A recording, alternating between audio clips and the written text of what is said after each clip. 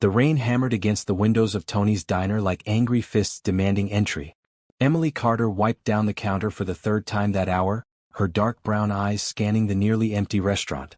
It was 9:47 p.m. on a Tuesday, the kind of night when most people had the good sense to stay home. But not her. She needed every shift she could get. Her hands moved on autopilot, clearing plates, refilling coffee cups, smiling at the few customers who braved the storm.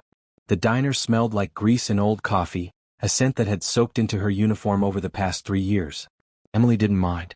This job, combined with her morning shift at the grocery store, kept her sister Aisha in community college.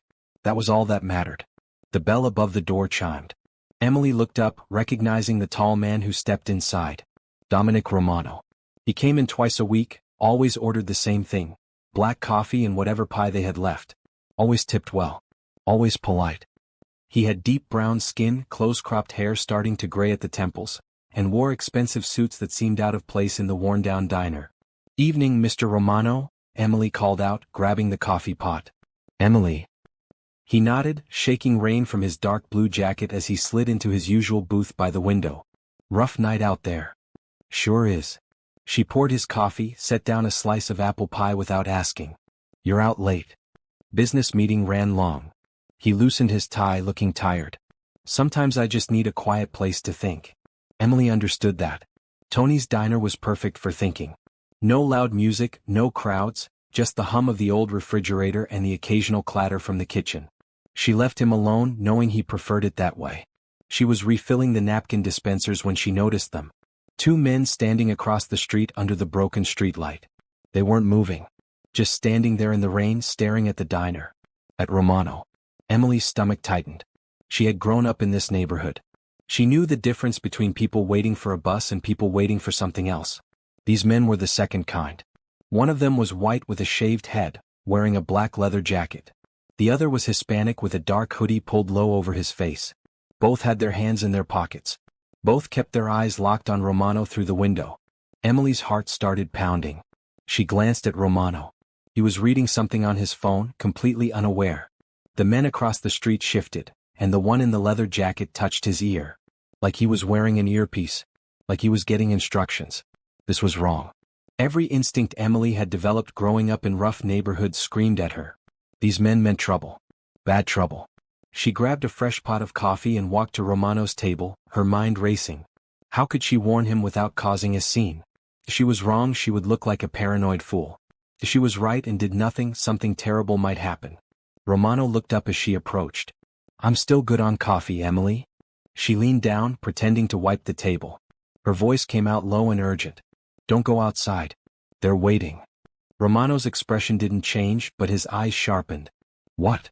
"2 men across the street. They've been watching you for 5 minutes. Something's wrong." Emily kept her voice steady, her hands still moving the cloth across the table. "I grew up here. I know what danger looks like." Romano slowly set down his phone. He didn't turn to look at the window. Instead, he studied Emily's face. "You're certain?" "Yes." Emily's voice was firm. One just touched his ear. "Earpiece. They're coordinating with someone." For a long moment, Romano said nothing. Then he pulled out his phone and made a call. "Marcus, I need you at Tony's Diner on Fletcher Street." "No." 2 hostiles outside. He paused, listening. "No, I'm secure inside." 5 minutes. He ended the call and looked at Emily. "Thank you. You might have just saved my life." Emily's hands trembled slightly as she straightened up. "Who are you really?" "Someone who makes enemies." Romano's voice was quiet. "And someone who won't forget this kindness." Through the window, Emily watched the 2 men react. The one in the leather jacket pressed his earpiece again, clearly receiving new instructions. They both turned and walked quickly down the street, disappearing into the rain. 3 minutes later, a black SUV pulled up outside the diner. 2 men in suits got out and swept the area before one of them entered. He walked straight to Romano's booth. "All clear, sir. They're gone. We'll track them." Romano nodded. "Thank you, Marcus." He turned to Emily. "Can you sit for a moment?" Emily glanced at her boss, Tony, who was watching from the kitchen with wide eyes. He nodded. She slid into the booth across from Romano, her heart still racing. "I need to know exactly what you saw," Romano said. "Every detail." Emily took a breath and described the men, their positions, their behavior, the earpiece. Romano listened intently, occasionally asking questions. When she finished, he sat back, his expression grave. "You have good instincts," he said finally. "Better than most trained security personnel. Those men were professionals. If I'd walked out of here alone, I wouldn't have made it to my car." The weight of that statement settled over Emily. She had actually saved someone's life tonight. The realization made her dizzy. "Who would want to hurt you?" she asked. "I run a large shipping and logistics company," Romano said. "We handle valuable cargo. There are people who would benefit from my absence." He paused. "But this felt coordinated. Professional. Someone inside my organization might have set this up." Emily thought about that. "You think someone you trust betrayed you?" "It's the only explanation that makes sense." Romano pulled out his wallet and placed several $100 bills on the table. "For your trouble. And your discretion." Emily looked at the money. It was more than she made in a week. Her first instinct was to refuse, to say she was just doing the right thing. But she thought of Aisha's tuition bill sitting on her kitchen table. She thought of the electric company's final notice. Pride was a luxury she couldn't afford. "Thank you," she said simply, taking the money. "I appreciate it." Romano smiled for the first time that night. "You didn't hesitate. Most people would have refused out of false modesty. You're practical. I respect that." He stood, buttoning his jacket. "I'll have my security team escort me home. But Emily, I want you to be careful. If someone was watching me, they might have noticed you warning me." Fear flickered through Emily's chest. "You think they'll come after me?" "I don't know. But I'm going to make sure you're protected." Romano handed her a business card. "This is my personal number. If anything unusual happens, anything at all, you call me immediately. Day or night."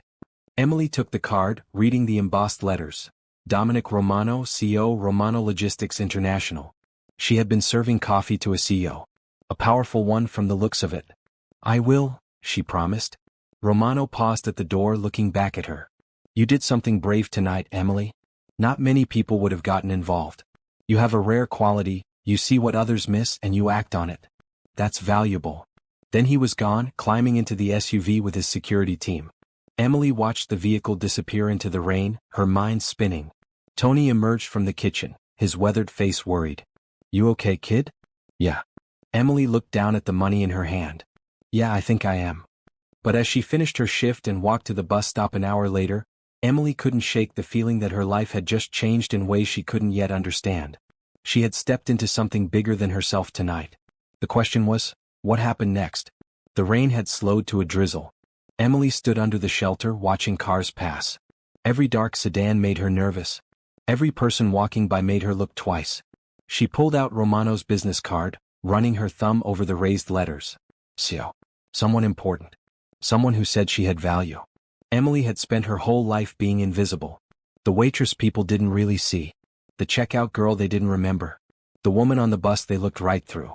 But tonight someone had seen her. Really seen her. And somehow she knew this was only the beginning. If you're wondering what happens next, if Emily's act of courage will lead her into more danger or open doors she never imagined, subscribe and let me know in the comments what you think Emily should do next. Should she trust Romano completely or stay cautious? The next morning, Emily dragged herself to the grocery store at 6 a.m., running on 3 hours of sleep. Her mind kept replaying the previous night. The men in the rain. Romano's calm response. The money now hidden in her sock drawer. She was stocking shelves in aisle 7 when her phone buzzed. Unknown number. "Hello? Emily Carter?" A woman's professional voice. "Please hold for Mr. Romano." Before Emily could respond, Romano's deep voice came through. "Emily, good morning. I hope I'm not calling too early." "I'm at work," Emily said, glancing around to make sure her supervisor wasn't nearby. "Is everything okay?" "More than okay. I wanted to update you. My security team tracked the 2 men from last night. They were hired muscle, paid to wait for me. We're working on finding who hired them." He paused. "But that's not why I'm calling. I have a proposition for you." Emily's heart skipped. "A proposition?" "I need someone I can trust. Someone observant, intelligent, and brave enough to act when it matters. Someone who sees what others miss." Romano's voice was serious. "I'd like to offer you a position as my personal assistant." Emily nearly dropped the can of soup she was holding. "What?" "The pay is $90,000 a year to start, plus benefits and housing on my estate. Your job would be to help me investigate the security breach in my company while handling my daily schedule and correspondence." I need someone outside my usual circle, someone without connections to the people who might have betrayed me. $90,000. Emily made $22,000 working 2 jobs. The number was so large it didn't seem real. Mr. Romano, I don't have experience as an assistant. I barely graduated high school. I don't know anything about logistics or business or... You have something more valuable than formal education, Romano interrupted. You have instinct, courage, and integrity. Those can't be taught. The rest I can teach you. His voice softened. Emily, I'm offering you an opportunity to change your life. To use your natural abilities for something bigger than serving coffee. But only if you want it. Emily's mind raced. This was insane. CEOs didn't hire waitresses as personal assistants. This kind of thing didn't happen to people like her. But Romano's voice was genuine. He wasn't mocking her or playing some cruel game. What about my sister? Emily asked. I support her. She's in college. I'm aware. I had my team do a background check this morning. I hope you don't mind. Before Emily could respond, he continued. Your sister Aisha is studying nursing at the community college. Excellent grades. If you accept this position, I'll cover her remaining tuition and transfer her to a 4-year university if she chooses. Consider it part of your benefits package. Tears stung Emily's eyes. Aisha's tuition. The constant weight of those bills lifted. Just like that. Why are you doing this? Emily whispered. Because you saved my life and I believe in repaying debts. Because I need someone I can trust in a situation where trust is scarce. And because I see potential in you that you haven't seen in yourself yet. Romano's tone was matter-of-fact. This isn't charity, Emily. I'm offering you a job because I believe you'll be excellent at it. But the choice is yours. Emily thought of Tony's diner. Of the grocery store. Of her tiny apartment with the leaking ceiling. Of Aisha working nights at the campus library because financial aid didn't cover books. Of 3 more years of this grinding exhaustion. Then she thought of Romano's words. You see what others miss. You have a rare quality. Maybe he was right. Maybe she did have something valuable. Maybe this was her chance to prove it. I accept, Emily said, her voice stronger than she felt. Thank you for this opportunity, Mr. Romano. I won't let you down. I know you won't. And call me Dominic. She could hear the smile in his voice. Can you start Monday? That gives you 3 days to give notice at your current jobs and pack. I'll have someone pick you up Monday morning at 8. Monday works. Emily's hands were shaking. Dominic, I really appreciate this. More than I can say. You earned it, Emily. See you Monday. The call ended. Emily stood in the middle of aisle 7, holding a can of tomato soup, her entire life transformed in a 5-minute phone call. Her supervisor, Greg, appeared at the end of the aisle. Carter, those shelves aren't going to stock themselves. Emily smiled. Actually, Greg, I need to give my notice. Today's my last day. The next 3 days passed in a blur. Emily gave notice at both jobs, packed her modest belongings and told Aisha the news. Her sister cried, hugged her and made Emily promise to be careful. This sounds too good to be true, Aisha said, worry creasing her forehead. What if this guy is dangerous? He's not, Emily said with certainty. I trust him, Aisha. He gave me a chance when no one else would. And he's paying for your school. That's not something a bad person does. Monday morning arrived cold and clear. At precisely 8 a.m., a silver sedan pulled up outside Emily's apartment building. The driver, a professional woman in her 40s, introduced herself as Rachel from Romano's household staff. Mr. Romano is looking forward to working with you, Rachel said as they drove through the city. We all are. It's not often he brings someone new into his inner circle. They left the city behind, driving into an area of large estates and manicured lawns. Finally, they turned through iron gates onto a long driveway lined with trees. The main house came into view, a beautiful modern structure of glass and stone, 3 stories tall, surrounded by gardens. But Rachel drove past the main house to a smaller building set back among the trees. This is the guest house, she explained. Mr. Romano thought you'd prefer your own space rather than a room in the main house. 2 bedrooms, full kitchen, private. All utilities included. Emily stared at the guest house. It was bigger than any place she had ever lived. Large windows, a small porch, flower boxes that would be beautiful in spring. It's mine? She asked weakly. All yours. Rachel handed her a key. Get settled. Mr. Romano will meet you at the main house at 10 for orientation. There's a map and schedule in the welcome folder on your kitchen counter. Emily walked into the guest house in a daze. Hardwood floors. Modern furniture in shades of blue and cream. A kitchen with actual counter space. A bedroom with a view of the gardens. A second bedroom she could use as an office, or for when Aisha visited. She sat on the couch and let herself feel the magnitude of what was happening. 4 days ago she was a waitress working 2 jobs. Now she lived on an estate about to work for a CEO, with her sister's education paid for. All because she had trusted her instincts and spoken up. At 10 o'clock, Emily walked to the main house, following the stone path through the gardens. Dominic met her at the door, dressed casually in dark jeans and a green button-down shirt. He smiled warmly. "Emily, welcome. Come in." The house was even more impressive inside. High ceilings, art on the walls, floor-to-ceiling windows that let in floods of light. But it didn't feel cold or impersonal. There were books scattered on tables, photos on shelves, a lived-in warmth that surprised her. Dominic led her to a spacious office. "This will be your workspace when you're in the main house. Computer, phone, files you'll need. Rachel will train you on the scheduling systems and daily routines." He gestured for her to sit in one of the comfortable chairs by the window. He took the other, not sitting behind his desk like a boss, but across from her like an equal. "Before we begin the formal orientation, I want to explain the real situation," Dominic said. "Someone in my organization is stealing from me. Large shipments are going missing. Documents are being forged. Money is disappearing from accounts. My internal security team has found nothing. My accountants have found nothing. Whoever is doing this is smart and has access to high-level information." Emily leaned forward, listening intently. "I need someone outside my usual circle to help me investigate. Someone these people don't know about, won't suspect." Dominic's dark eyes held hers. "You have a gift for observation, Emily. You notice details. I need you to use that gift. Help me find who's betraying me." "Like an undercover investigator?" Emily asked. "Exactly. You'll learn my business, meet my staff, attend meetings, and you'll watch. Listen. Notice the things others miss, just like you did that night at the diner." He paused. "It might be dangerous. If the person behind this realizes what you're doing, they could react badly. I need you to understand the risk before you fully commit." Emily thought about the 2 men in the rain. About the professional way they had watched Dominic. About how close he had come to walking into a trap. "Someone tried to kill you," she said quietly. "If I can help stop whoever is behind that, I want to. You gave me this opportunity. The least I can do is help protect you." Dominic smiled, something like respect in his expression. "Then we're partners in this. I'll teach you the business. You'll learn everything about my company, my operations, my staff. And together we'll find the truth." He extended his hand. Emily shook it, feeling the calluses on his palm. A man who had worked his way up, she realized. Not someone born to wealth, but someone who had earned it. "Thank you for accepting this without hesitation," Dominic said. "A lot of people would have questioned my motives or refused out of fear.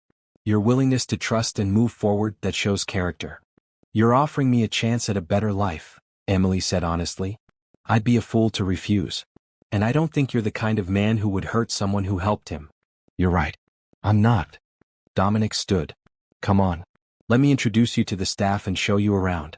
Your new life starts now." As Emily followed him through the house, meeting Rachel, the housekeeper Maria, the chef Antoine, and the gardener James, she felt a sense of rightness settle over her. This was where she was supposed to be. This opportunity, as unlikely as it seemed, was meant for her. She had taken a risk warning Dominic that night.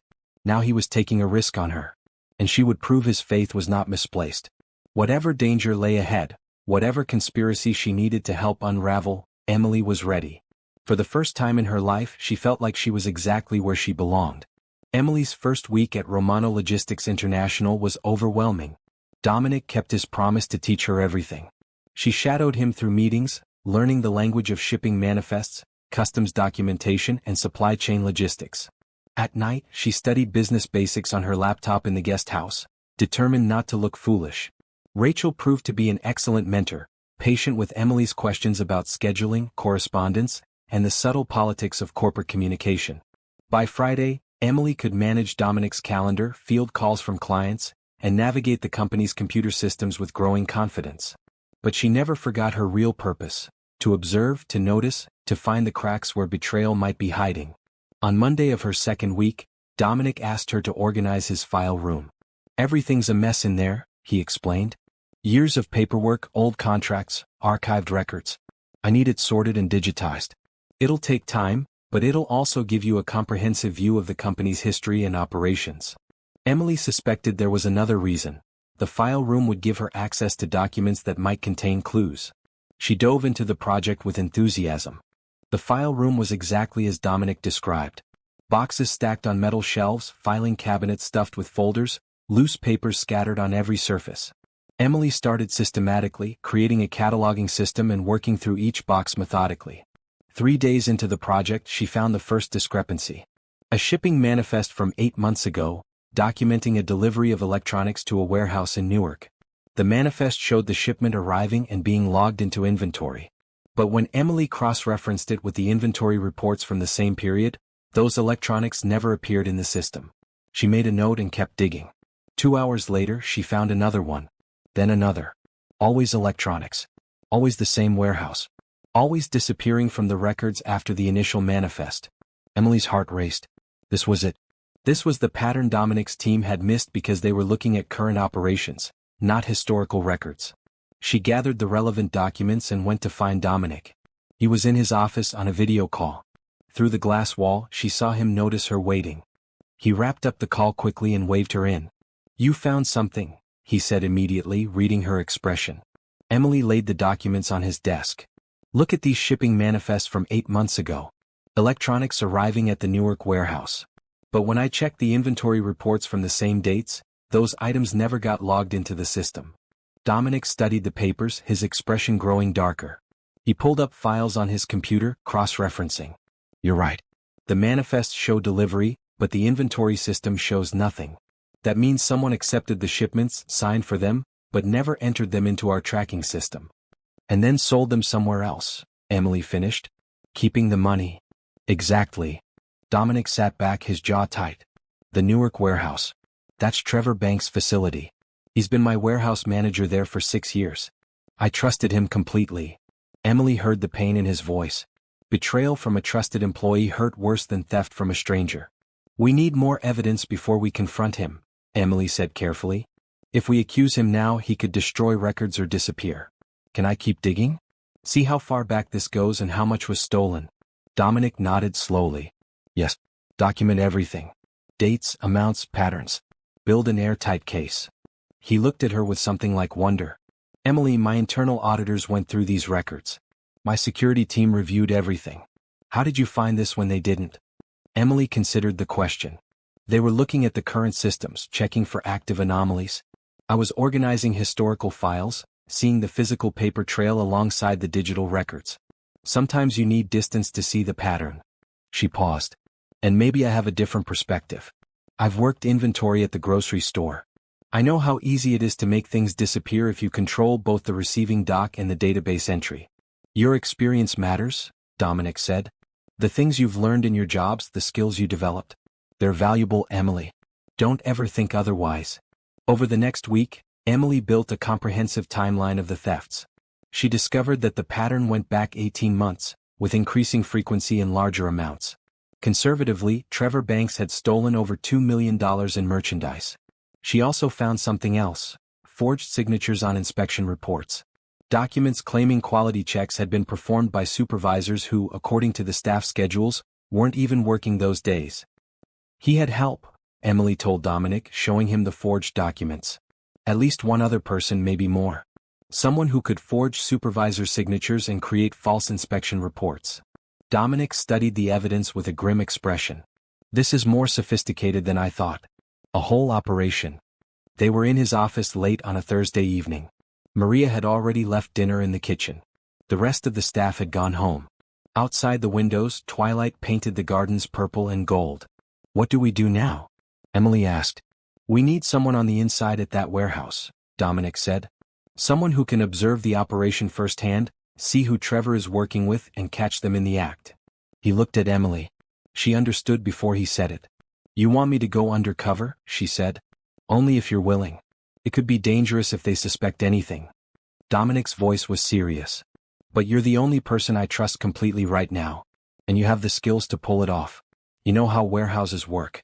You can blend in." Emily thought about it. The smart thing would be to refuse, to stay safe in her comfortable position here.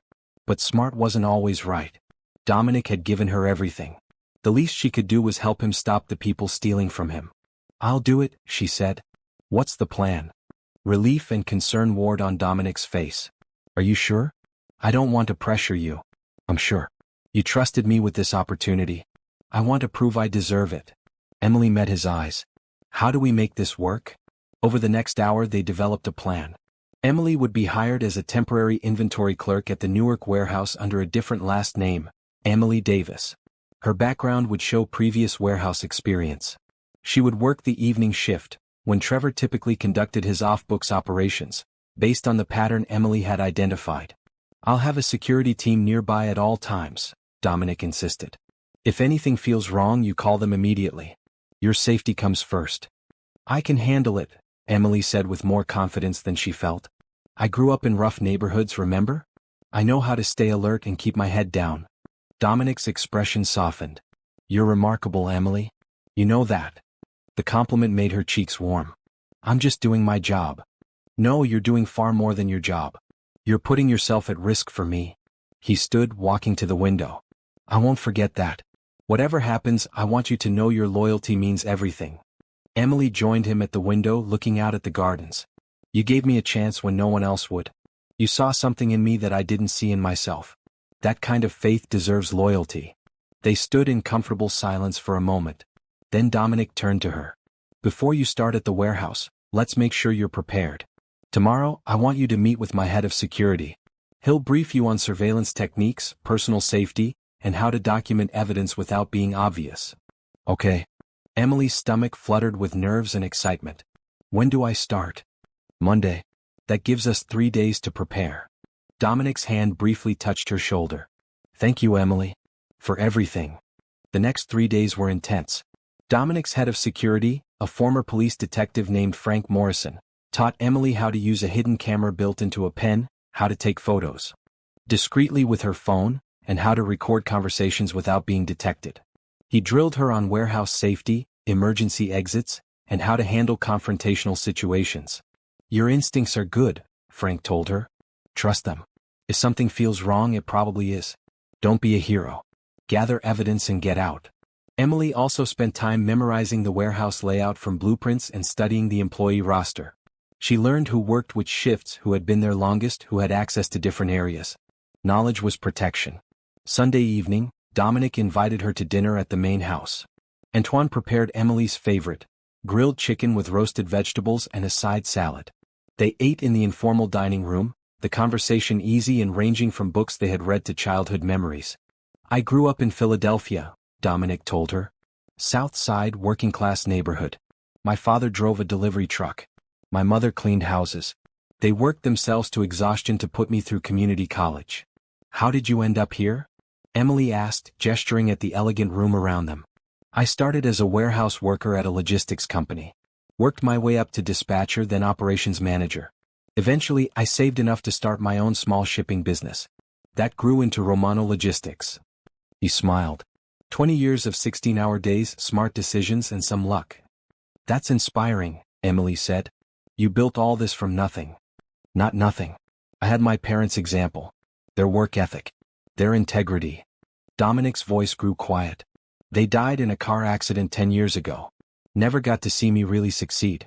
That's my biggest regret." Emily reached across the table, touching his hand briefly. "They knew you would succeed. Parents always know." Dominic's eyes held gratitude. "Thank you for that." After dinner, they walked through the gardens as the sun set. The spring air smelled like fresh earth and blooming flowers. "Tomorrow everything changes," Dominic said. "You'll be in potential danger.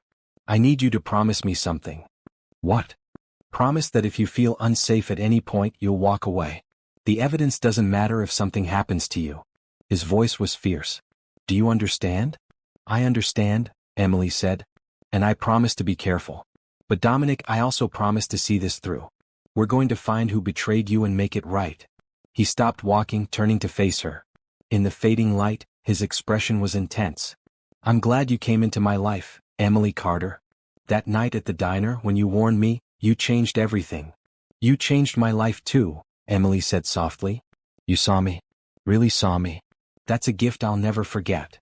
For a moment, they stood close in the gathering darkness, something unspoken passing between them. Then Dominic stepped back, breaking the spell. "Get some rest," he said. "Tomorrow's a big day." Emily walked back to the guest house, her heart beating faster than usual. She was about to step into danger, to test herself in ways she never had before. But she wasn't afraid. She was ready. She had spent her whole life in the background, invisible and overlooked. Now she had a chance to prove she was more than that. To show Dominic and herself what she was capable of. Whatever happened at the Newark warehouse, Emily would face it with courage, intelligence, and the determination to uncover the truth. Because that's what Dominic deserved. And that's who she was becoming. Someone who didn't run from challenges but met them head-on. The woman she had been at Tony's diner was gone. The woman she was becoming was stronger, braver, and ready for anything. Monday morning, Emily dressed in jeans, work boots, and a plain red t-shirt, the standard uniform for warehouse workers. She pulled her hair into a simple ponytail and put on minimal makeup. The goal was to blend in, to be forgettable. Frank Morrison drove her to the Newark warehouse in an unmarked car. "Remember, the security team will be parked 2 blocks away. You have the panic button on your phone. One press and we're there in 60 seconds. "I remember," Emily said, checking the hidden camera pen in her shirt pocket one more time. The warehouse was a sprawling concrete building in an industrial area surrounded by similar facilities. Inside, the space was massive. Rows of tall shelving units, forklifts moving between aisles, workers scanning boxes and updating inventory on handheld devices. Emily reported to the shift supervisor, a tired-looking woman named Rita who barely glanced at her paperwork. "You've done warehouse work before?" Rita asked. "Yes, ma'am. 3 years at a grocery distribution center." "Good. You'll be on receiving. Check shipments against manifests, log everything into the system, report discrepancies." Simple enough. Rita handed her a handheld scanner. "Your station is Dock 7. Trevor Banks is the warehouse manager. If you have any issues, find him." Emily's pulse quickened at Trevor's name, but she kept her expression neutral. "Understood. Thank you." Dock 7 was busy. Trucks arrived every 30 minutes, delivering everything from computer components to industrial supplies. Emily fell into the rhythm of the work easily. Check the manifest, count the items, scan the barcodes, confirm in the system. It felt familiar, comfortable. She had done this type of work before, just in a different setting. The other workers accepted her presence without question. She was just another temporary employee filling a shift. Trevor Banks appeared around 3 p.m. He was a white man in his early 40s, average height, with thinning brown hair and a practiced smile. He walked through the warehouse like he owned it, checking in with various workers. When he reached Emily's station, he extended his hand. "You must be Emily Davis, our new temp. Welcome aboard."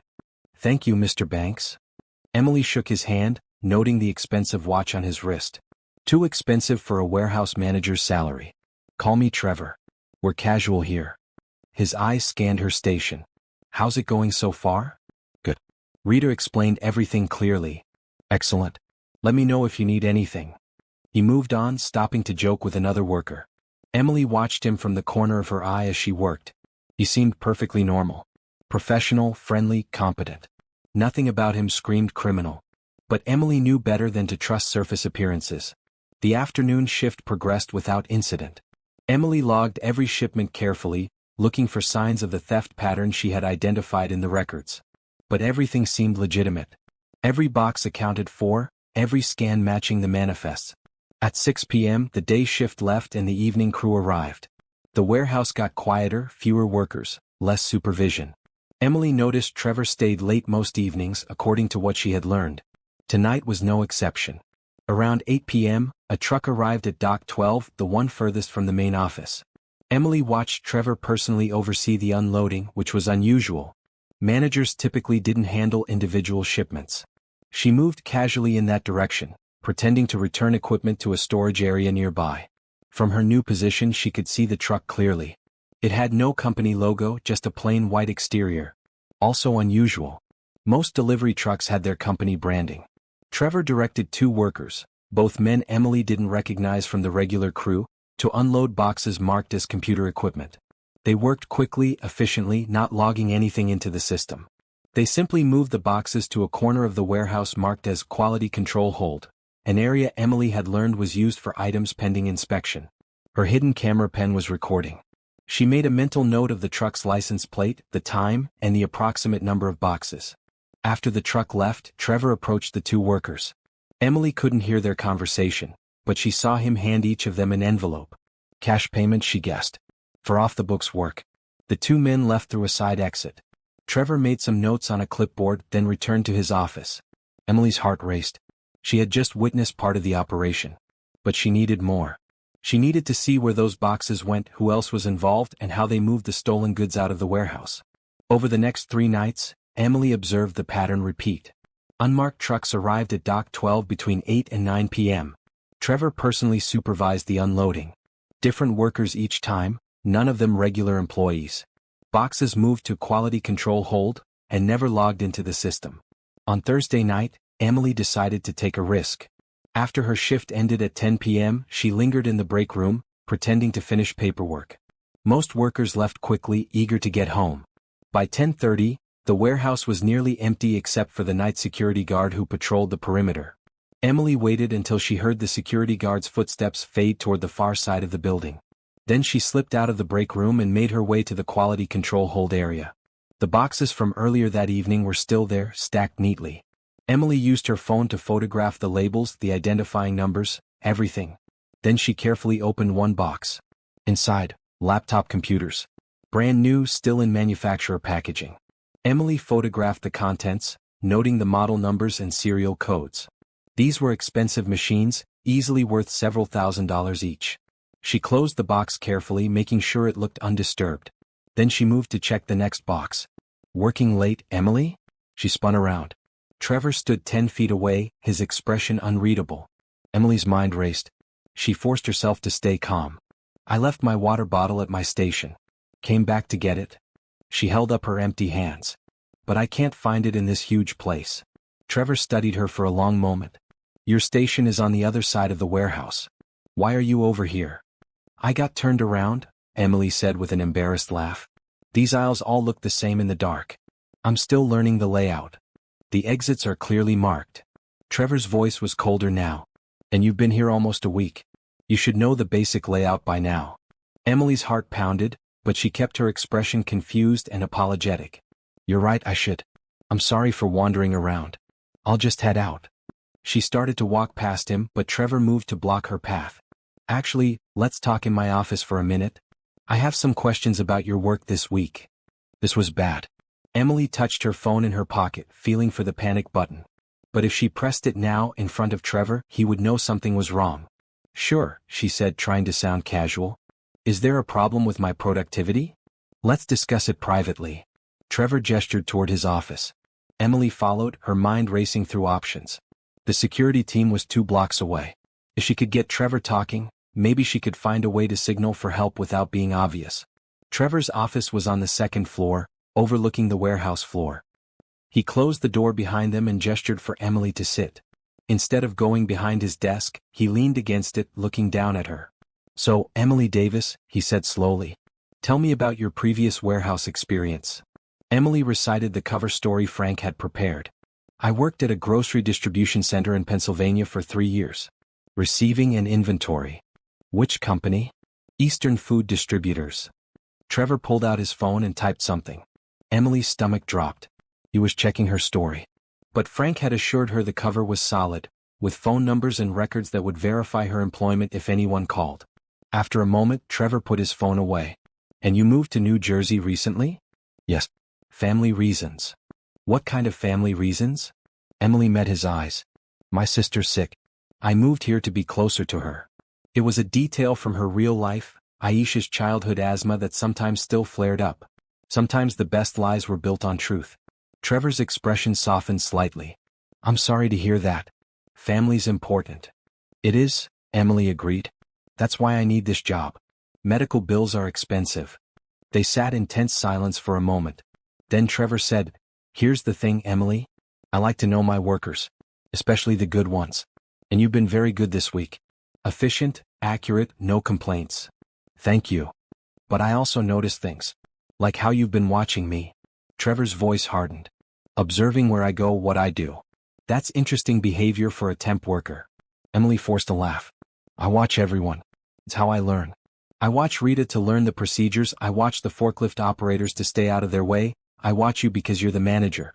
It's just being smart about the job. Maybe. Trevor didn't look convinced. Or maybe you're more than just a temp worker. This was spiraling. Emily needed to de-escalate before things got dangerous. She stood, putting frustration in her voice. Look, Trevor, if you have a problem with my work, just say so. Otherwise, I've had a long day and I'd like to go home. Trevor stood too, blocking the door. I don't think you're going anywhere just yet. Not until I figure out who you really are. Emily's hand went to her pocket, finding her phone. But before she could press the panic button, Trevor's own phone rang. He glanced at the screen, frowned, and answered. What? Now? He listened, his expression darkening. Fine. I'll be there in 20 minutes. He ended the call and looked at Emily with clear suspicion. This conversation isn't over. But I have an emergency to deal with. Go home, Emily Davis. And tomorrow we'll have a longer talk about your real reasons for being here. He opened the door, waiting for her to leave. Emily walked past him, feeling his eyes boring into her back. She made herself walk normally through the warehouse, out to the parking lot, to her car. Only when she was safely inside with the doors locked did she let herself shake. That had been close. Too close. She pulled out her phone and called Frank. I'm compromised. Trevor's suspicious. I need extraction. Already on it. We saw you go into his office on the security cameras. Follow the route we planned. We'll intercept you. Emily drove to the designated meeting point, a gas station 3 blocks from the warehouse. Frank's car was waiting. She got in and he drove away immediately. What happened? He asked. Emily explained the entire encounter. Frank listened grimly. He's definitely running the operation, Emily concluded. I saw the whole thing. Unmarked trucks, off-books workers, cash payments. And I got photos of the stolen laptops. Good work, Frank said. But you're right. He's suspicious now. We need to pull you out before he figures out who you really are. They drove back to the estate. Dominic was waiting in his office, pacing. When Emily walked in, relief flooded his face. You're safe, he said, pulling her into a brief, tight hug before stepping back. Frank called. Said there was an incident. Emily explained everything again. Dominic listened, his expression growing darker. I should never have sent you in there, he said when she finished. If something had happened to you. But it didn't, Emily interrupted. And we got what we needed. I have photos of the stolen merchandise, the truck's license plate, evidence of the cash payments. We can take this to the police now. Not yet, Dominic said. Trevor's one person. There has to be someone higher up, someone coordinating this. Someone who knows my business well enough to identify the best items to steal, the best times to move them. He looked at Emily. Did you see anyone else there? Anyone who might be the real mastermind? Emily thought back through the week. No. Just Trevor and the rotating crew of workers. But you're right, someone with inside knowledge had to set this up. Then we need to dig deeper, Dominic said. Look at who Trevor communicates with, who has access to our shipping schedules and inventory systems. I can analyze his email and phone records, Frank offered. If he's communicating with someone internal, I'll find it. Dominic nodded. Do it. Emily, you're done at the warehouse. I'm not risking you again. But. No arguments, Dominic said firmly. You've done more than enough. The rest we can handle without putting you in danger. Emily wanted to protest, but she saw the genuine fear in his eyes. Fear for her. That stopped her. Okay, she agreed. No more undercover work. Relief crossed Dominic's face. Thank you. He turned to Frank. Start analyzing Trevor's communications tonight. I want to know who he's working with by morning. As Frank left, Dominic turned back to Emily. You were incredibly brave this week. But you also scared me. When Frank said you were in Trevor's office, that he was questioning you, he shook his head. I realized how much I've come to care about your safety, your well-being. The intensity in his voice made Emily's breath catch. I care about yours too, she said softly. That's why I took the risk. To protect you. Dominic stepped closer. You've already protected me, Emily. More than once. Now let me protect you. They stood close in the quiet office, the air between them charged with something unspoken but growing stronger each day. Then Emily smiled, breaking the tension. So, back to filing and scheduling for me? Dominic laughed. Actually, I have something else in mind.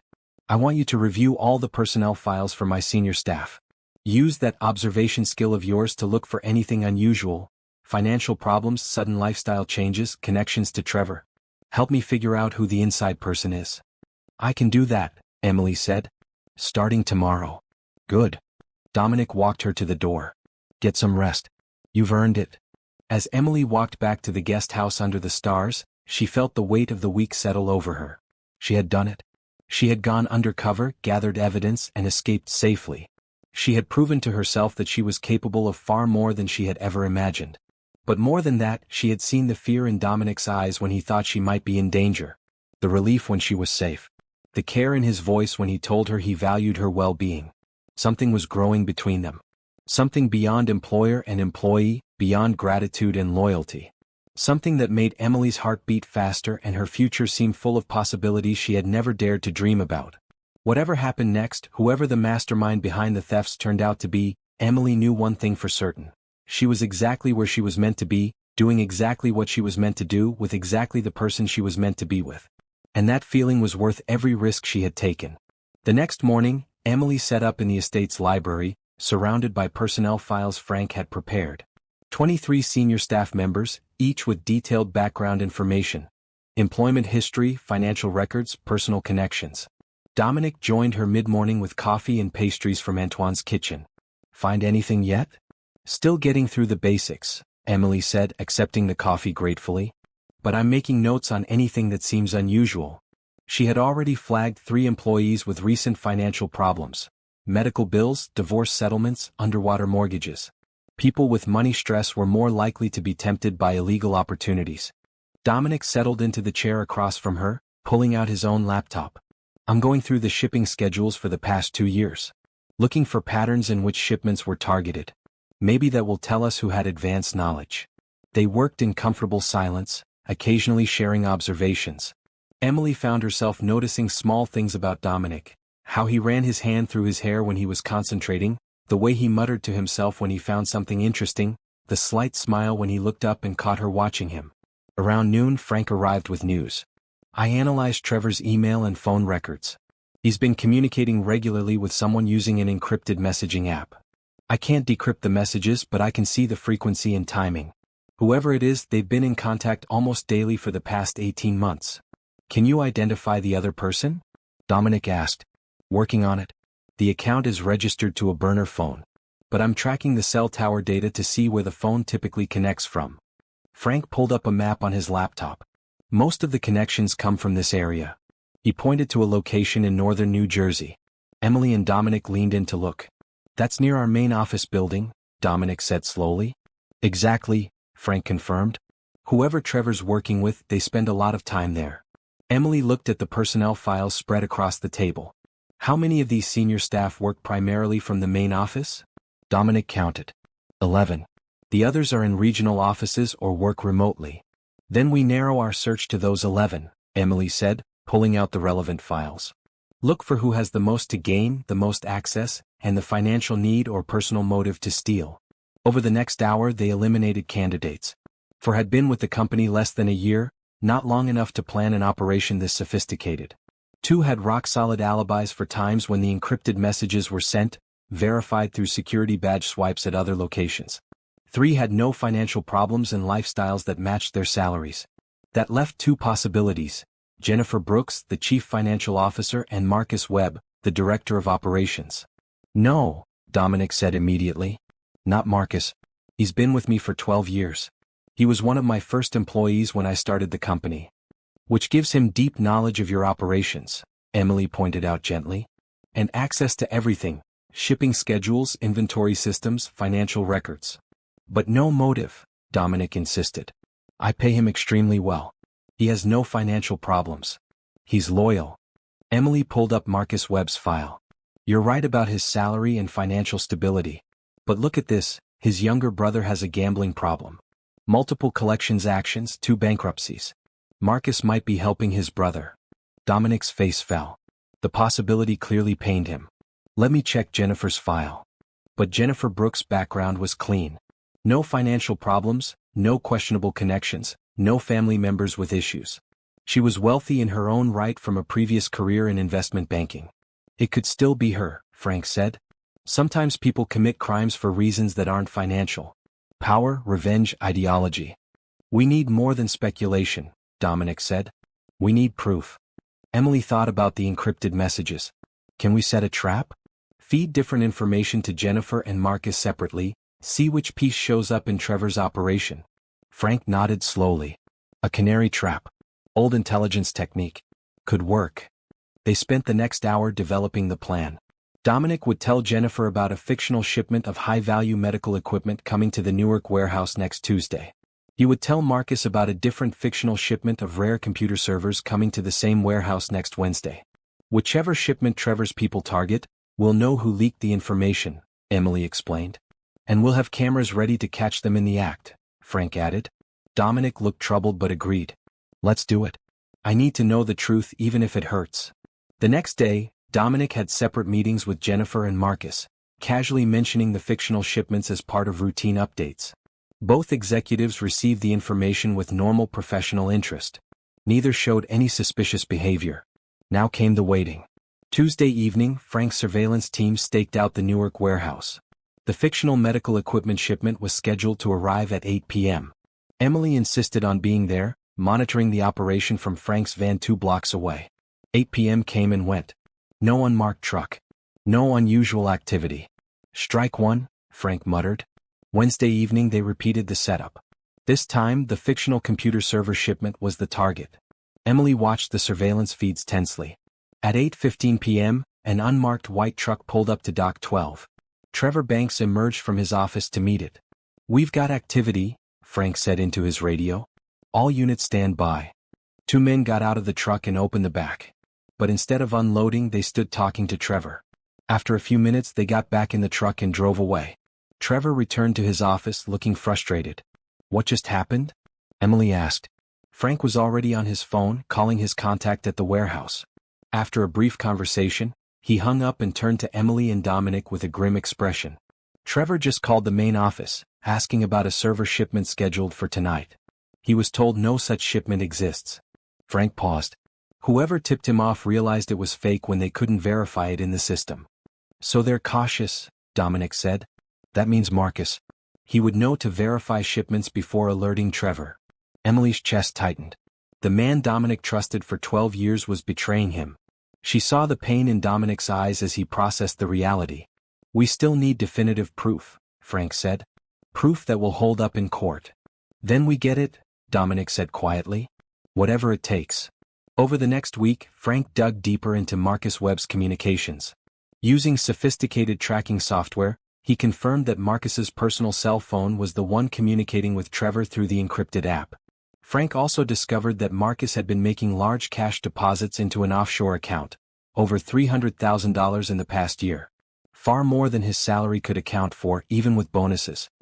"He's been taking a cut of the stolen merchandise sales," Frank explained. "Trevor handles the physical theft and resale. Marcus provides the intelligence about what to steal and when." Dominic took the news with quiet devastation.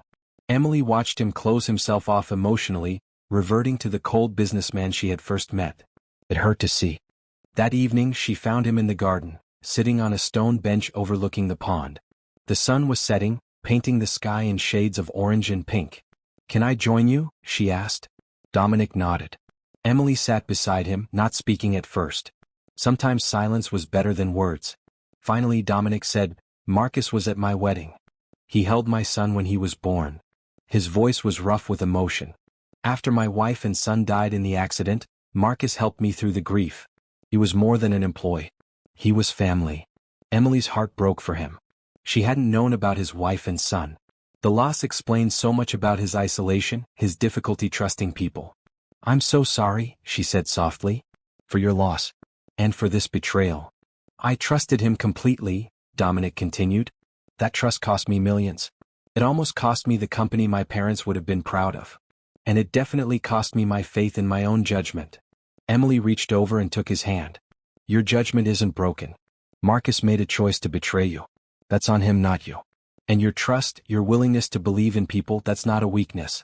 It's a strength." Dominic looked at their joined hands. "You're the first person I've trusted in a long time, Emily. Really trusted. And look at how well that's turned out. You've been nothing but honest, capable, and loyal. Because you gave me a reason to be," Emily said. "You saw value in me when no one else did. That kind of respect creates loyalty." They sat together as the sun disappeared and stars emerged. Eventually Dominic said, We move against Marcus tomorrow. Frank has enough evidence for criminal charges. But I want to confront him first. I need to understand why. Do you want me there? Emily asked. Yes. Dominic squeezed her hand. I need your strength. The next morning, Dominic called Marcus into his office. Frank had the room wired for audio and video, recording everything. Emily sat in a chair to the side, present but quiet. Marcus entered with his usual confident smile. He was a white man in his late 40s, tall and athletic, with gray-streaked dark hair and an expensive suit. Everything about him projected success and competence. Morning, Dominic. You said it was urgent? Marcus settled into the chair across from Dominic's desk. Dominic placed a folder on the desk between them. I need to ask you about some discrepancies we've found in the Newark warehouse operations. Marcus's expression didn't change. What kind of discrepancies? Missing inventory. Forged documents. Unauthorized shipments. Dominic's voice was level, controlled. Over $2 million in stolen merchandise over the past 18 months. Now Marcus showed surprise. Perfectly calibrated surprise, Emily noticed. The surprise of someone who had prepared for this possibility. That's serious, Marcus said. Have you identified the source? We have. Dominic opened the folder and slid several documents across the desk. Your encrypted communications with Trevor Banks. Your offshore accounts with deposits matching the theft timeline. Your cell phone data placing you at the warehouse during suspicious activities. Marcus looked at the evidence. For a long moment he said nothing. Then he sat back, the mask of surprise falling away. What remained was something colder. I underestimated you, Marcus said finally. I thought you were too trusting, too focused on the big picture to notice details. I was wrong. Why? Dominic's voice cracked slightly on the word. Why betray me, Marcus? After everything we've been through together? Marcus laughed, a bitter sound. After everything we've been through? Dominic, I built this company with you. I worked the same 80-hour weeks. I sacrificed the same personal life. But you're the one who got the credit, the money, the glory. I was always just the loyal employee. I paid you extremely well, Dominic said. You have stock options, bonuses, profit sharing? Scraps, Marcus spat. You're worth hundreds of millions. I'm worth maybe 10 million if I'm lucky. We built this together, but you treat me like hired help. Emily saw the twisted logic clearly. Marcus had convinced himself he deserved more, that his contributions were undervalued. From there, it was a short step to justifying theft. So you stole from me, Dominic said. Stole from the company we built together. Put everything at risk. I took what I was owed, Marcus corrected. What you should have given me voluntarily. And I would have gotten away with it if you hadn't hired her. He gestured dismissively at Emily. Don't, Dominic said sharply. Emily saved this company. She's worth 10 of you. Marcus sneered. The waitress? Please. She got lucky once and you rewarded her with a job she's not qualified for. It's pathetic. Emily stayed quiet, refusing to rise to the bait. But Dominic stood, his voice cold and hard. Emily is more qualified than you ever were. She has integrity, something you clearly lack. She sees what others miss because she pays attention instead of assuming she's the smartest person in the room. Dominic pressed a button on his desk. Security, please come to my office. Frank entered with 2 uniformed security guards. Marcus looked at them, then back at Dominic. You're really going to do this? Marcus asked. Turn me over to the police? Destroy my life. You destroyed it yourself, Dominic said. The police are already involved. You'll be arrested for fraud, embezzlement, conspiracy to commit theft. Trevor has already been taken into custody and is cooperating with authorities. Marcus's face went pale. Trevor's talking? Everything. Names, dates, amounts. He's hoping for a plea deal. Dominic's expression was granite. You're finished, Marcus. And you did it to yourself through greed and entitlement. Security escorted Marcus out. As he passed Emily, he hissed, This is your fault. If you hadn't interfered, everything would have been fine. Emily met his eyes calmly. No. It would have continued being a lie. Now it's the truth. That's better even when it hurts. When they were alone, Dominic sat heavily in his chair. Emily went to him, kneeling beside him. I'm sorry you had to go through that, she said. It needed to happen. Dominic looked at her, his eyes haunted. But Emily, what he said about you, the insults, the disrespect. I should have defended you more strongly. You did defend me, Emily said. You told him I was worth 10 of him. That meant everything. Dominic cupped her face gently. You are worth everything, Emily Carter. You saved my company, my life, and maybe even my faith in people.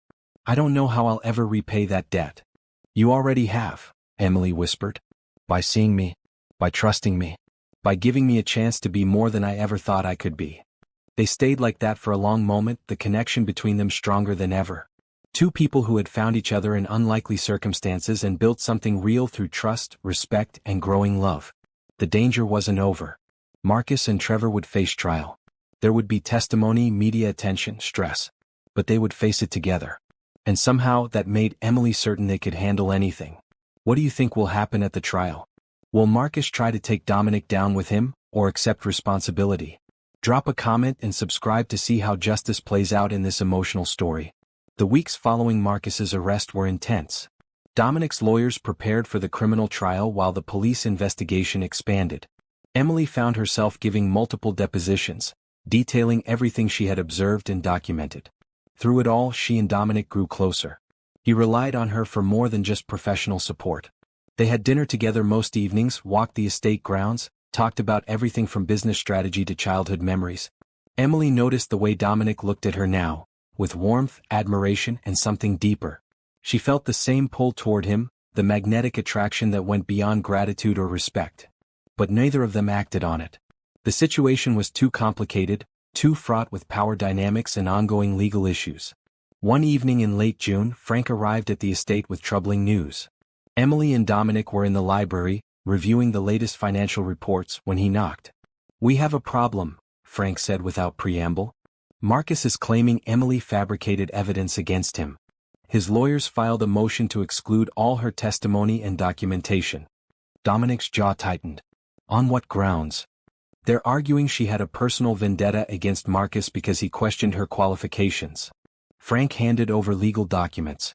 They're painting her as a vindictive employee who created false evidence to discredit a senior executive who didn't respect her. Emily felt sick. That's completely untrue. I documented everything objectively. I didn't even know Marcus was the suspect until the evidence pointed to him. I know that and you know that, Frank said. But Marcus's lawyers are good. They're creating reasonable doubt by attacking your credibility. Dominic read through the motion, his expression darkening. This is garbage. Pure fiction. No judge will believe it. Maybe, maybe not, Frank said. Emily's background works against her here. No formal education, no investigation experience, suddenly promoted to a high-level position. Marcus's team is suggesting you gave her the job in exchange for her creating evidence against your enemies. The implication was clear and disgusting. Emily felt her cheeks burn with anger and humiliation. That's a lie, Dominic said forcefully. Emily earned her position through intelligence and capability. I believe you, Frank said. But juries can be swayed by good storytelling. And Marcus's lawyers are excellent storytellers. Emily stood, needing to move. So what do we do? How do we fight this? Frank looked uncomfortable. The prosecutor wants additional evidence. Something that doesn't rely solely on Emily's observations and documentation. Something that independently corroborates the conspiracy. Like what? Dominic asked. Like catching Marcus trying to tamper with witnesses or destroy evidence. Like proving he's still involved in criminal activity even while out on bail. Frank paused. Like setting up a situation where he incriminates himself on record. Emily understood immediately. Another trap. But this time Marcus is the target. Exactly, Frank said. And you would be the bait. Dominic stood immediately. Absolutely not. I won't put Emily in danger again. It might be the only way to save the case, Frank argued. Without additional evidence, Marcus could walk. His lawyers are that good. I don't care, Dominic said. Emily's safety is more important than any conviction. Emily appreciated his protectiveness, but she also understood what was at stake. If Marcus went free, he would likely come after Dominic again. The threat would never truly end. What's the plan? She asked Frank. Emily, no, Dominic said. This isn't your responsibility. Yes, it is. Emily met his eyes. Marcus targeted me in his legal strategy. He made this personal. And I won't let him win by using me as the weak link. She turned to Frank. Tell me the plan. Frank explained. Marcus was out on bail, living in a luxury apartment, preparing his defense. He was prohibited from contacting any witnesses, But Frank believed he would try anyway if he thought he could intimidate or discredit Emily. "We set up a meeting," Frank said. "Make Marcus think Emily is willing to change her testimony in exchange for money. Record him offering a bribe or making threats. That gives us witness tampering on tape, plus proof he's still willing to commit crimes." "It's dangerous," Dominic said. "If Marcus suspects a trap, he could react violently." "I'll be wired," Emily said. "The security team will be close. And I can handle myself, Dominic. You know that." Dominic looked torn. Emily could see the conflict in his eyes. His need to protect her warring with his recognition that she was capable and determined. Finally he said, "If we do this, it's with maximum precautions. Full surveillance, armed security within 30 seconds, multiple backup plans. And if at any point Emily feels unsafe, we abort immediately." "Agreed," Frank said. They spent the next 2 days planning. Frank created a scenario where Emily would reach out to Marcus through an intermediary, claiming she was having second thoughts about testifying. She would suggest meeting to discuss the situation, leaving it vague enough that Marcus would have to incriminate himself to confirm what that meant. The intermediary was actually an undercover police detective. The meeting would take place in a coffee shop with multiple camera angles and officers positioned nearby. Emily rehearsed her approach with Frank and the prosecutor. She needed to get Marcus to explicitly offer money or make threats, but without being so obvious that he suspected entrapment. "Let him lead the conversation," the prosecutor advised. "He'll think he's manipulating you. Give him rope to hang himself." The night before the meeting, Emily couldn't sleep. She kept imagining different scenarios, ways it could go wrong. Finally at midnight she gave up and went for a walk in the garden. She found Dominic sitting by the pond, obviously unable to sleep as well. "Great minds," she said, sitting beside him on the stone bench. "I hate this plan," Dominic said bluntly. "I hate putting you at risk. But I also understand why it's necessary. Marcus made his choices," Emily said. "Now he has to face the consequences. I'm just helping that happen." Dominic turned to her, his expression intense in the moonlight. "Emily, I need to tell you something. In case tomorrow goes wrong, in case I don't get another chance." "Nothing will go wrong," Emily said, but her heart was pounding. "Just let me say this." Dominic took her hands in his. "These past months with you have been the best of my life. You've brought light and purpose back into my world. You've shown me that trust and connection are still possible, even after loss and betrayal." Emily's breath caught. "Dominic. I'm falling in love with you," he said quietly. "I've been falling since the night you warned me at the diner. Maybe before, in some cosmic way I don't understand. And I need you to know that, whatever happens tomorrow, you've changed my life for the better." Tears filled Emily's eyes. "I'm falling in love with you too. I have been for a while. But I didn't think I should say anything because of the job, the situation, the power dynamic." "None of that matters," Dominic said. "What matters is how we feel. How real this is between us." He leaned in slowly, giving her time to pull away. Emily didn't pull away. She met him halfway, their lips joining in a kiss that felt like coming home. When they finally separated, both breathing hard, Dominic rested his forehead against hers. "Promise me you'll be careful tomorrow?" "I promise," Emily whispered. "And then, when this is all over, we figure out what this means. What we mean." "Deal?" Dominic said, kissing her again. The next morning, Emily dressed carefully in jeans and a green blouse. Casual, not threatening. Frank fitted her with a wire so thin it was invisible under her clothing.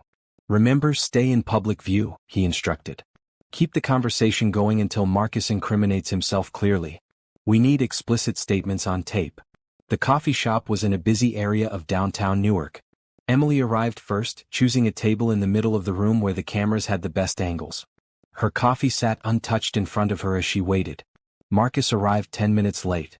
He looked thinner than at his arrest, stressed. He scanned the coffee shop carefully before approaching Emily's table. "This is unexpected," he said, sitting across from her. "I've been thinking about the trial," Emily said, keeping her voice neutral. "About my testimony."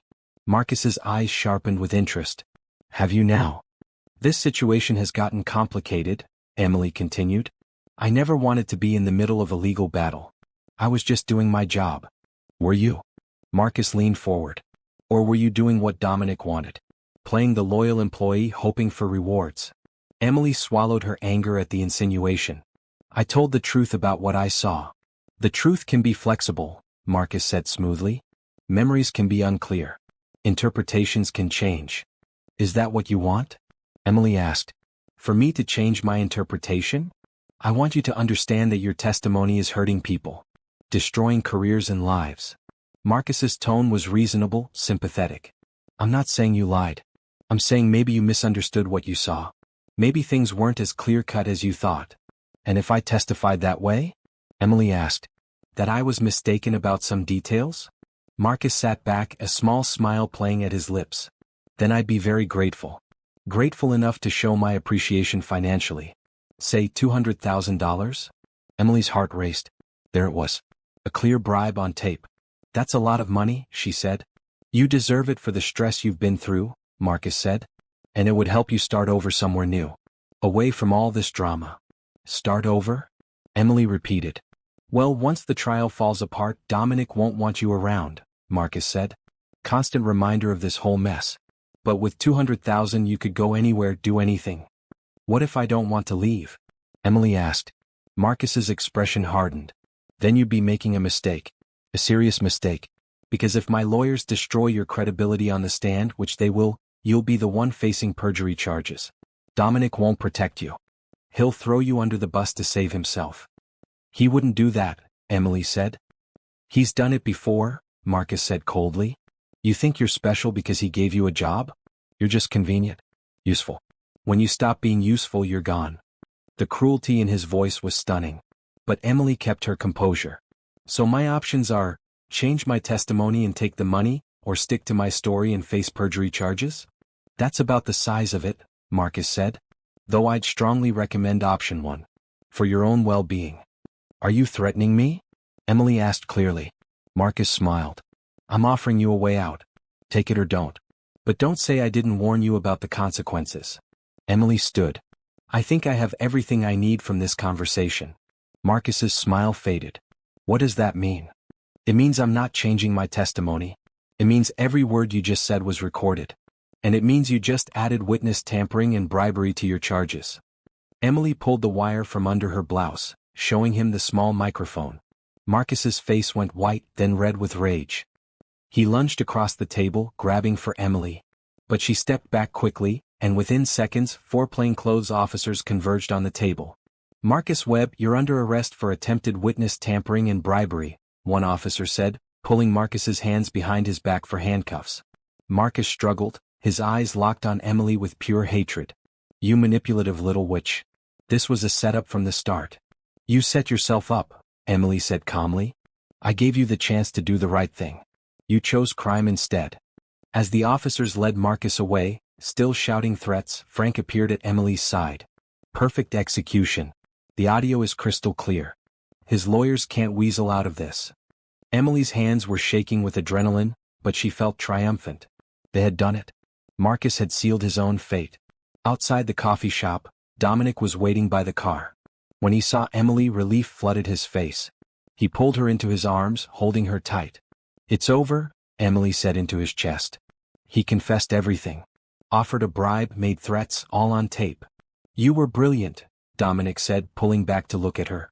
And brave. And perfect. Frank cleared his throat. I'll give you 2 a minute. Emily, the prosecutor wants you for a debrief in an hour. When they were alone, Dominic cupped Emily's face in his hands. I was terrified the whole time. Watching on the monitors, hearing him threaten you. If anything had happened. But it didn't, Emily said. We're both safe. And Marcus is finished. Dominic kissed her, right there on the street, not caring who saw. When they finally broke apart, both breathless, Emily smiled. So what now? She asked. Now we watch Marcus go to prison for a very long time, Dominic said. And then we figure out our future. Together. Together sounds perfect, Emily said. As they drove back to the estate, Emily felt lighter than she had in weeks. The trap had worked. Justice would be served. And the man she loved was safe. The hardest parts were over. Now came the good parts, healing, building, growing. With Dominic beside her, Emily was ready for all of it. The aftermath of Marcus's second arrest was swift and decisive. His lawyers tried to argue entrapment, but the recordings were clear. Marcus had initiated the bribery and threats without any prompting from Emily beyond mentioning she was reconsidering her testimony. The prosecution now had an airtight case. The original evidence of embezzlement and theft, plus the new charges of witness tampering and attempted bribery. Marcus's legal team began negotiating a plea deal. Through it all, Emily returned to her normal duties as Dominic's assistant, though nothing felt normal anymore. Their relationship had shifted the night by the pond. They hadn't discussed exactly what they were to each other yet, but the attraction and affection were obvious to everyone on the staff. Rachel commented on it one morning as Emily organized Dominic's schedule. "You're good for him, you know. I haven't seen Mr. Romano this relaxed in years. Not since before the accident." Emily looked up from her laptop. "Rachel, can I ask you about that? About what happened to his family?" "He mentioned it once, but I don't want to pry." Rachel's expression grew sad. "It was 5 years ago. His wife Sarah and their son Michael were driving home from Michael's soccer game. A drunk driver ran a red light, hit them head-on. They both died instantly." Emily's heart clenched. "That's horrible. Mr. Romano threw himself into work after that. Barely slept, barely ate, just worked constantly. We were all worried about him." Rachel smiled slightly. "But since you've been here, he's different." He laughs again. "Takes time for himself. He's healing, Emily. Because of you." "He's healing because he's ready to," Emily said. "I'm just lucky to be here while it happens." But Rachel's words stayed with her. The weight of Dominic's grief, the loss he had carried alone for so long. No wonder he had difficulty trusting people. No wonder Marcus's betrayal had hit so hard. That evening, Emily and Dominic had dinner on the patio overlooking the gardens. Antoine had prepared grilled salmon with roasted vegetables, and they ate as the sun set, painting the sky in brilliant colors. "Marcus's lawyers contacted the prosecutor today," Dominic said. "They're offering to plead guilty to all charges in exchange for a reduced sentence. 20 years instead of 35. Are you going to accept?" Emily asked. "The prosecutor is recommending it. Saves the time and expense of a trial, guarantees a conviction." Dominic set down his fork. "But part of me wants the trial. Wants to see Marcus have to face everything he did publicly." "That's understandable," Emily said. "He hurt you deeply. You want him to face consequences." "He did hurt me," Dominic agreed. "But more than that, he abused my trust. Used our friendship as cover to steal and manipulate. That betrayal cuts deeper than the financial loss." Emily reached across the table, taking his hand. "I know something about betrayal and loss. Maybe not on the same scale, but I understand how it changes you." "Tell me," Dominic said softly. Emily took a breath. She rarely talked about her past, but Dominic had shared his pain with her. She could do the same. "My parents were addicts," she said. "Drugs, alcohol, whatever they could get. I spent my childhood taking care of them, making sure they didn't hurt themselves or Aisha. When I was 16, they both overdosed in the same week. First my dad, then my mom 3 days later." Dominic's grip on her hand tightened. "Social services wanted to put Aisha in foster care. She was only 10. But I convinced them to let me take guardianship. I dropped out of high school, got my GED, started working. Did whatever it took to keep us together." Emily's voice was steady, though the memory still hurt. "I trusted my parents to get better, to choose us over their addictions. They chose the drugs instead. That taught me that trust is dangerous." "But you still trusted me," Dominic said. "That first night at the diner, you trusted your instinct to warn me." "I did," Emily agreed. "Because I saw something in you. Kindness. Integrity. And you proved my trust was right when you gave me this opportunity." They sat in silence for a moment, hands still joined across the table. "We've both been betrayed by people we should have been able to trust," Dominic said finally. "But we found each other anyway. That has to mean something." "It means we're both brave enough to try again," Emily said. "To risk trust even knowing it can hurt." Dominic stood and pulled Emily to her feet. They stood close on the patio, the evening air warm around them. "I want to try," he said. "With you. Not just the professional relationship but everything. A real relationship, Emily. If you want that too." "I do," Emily said.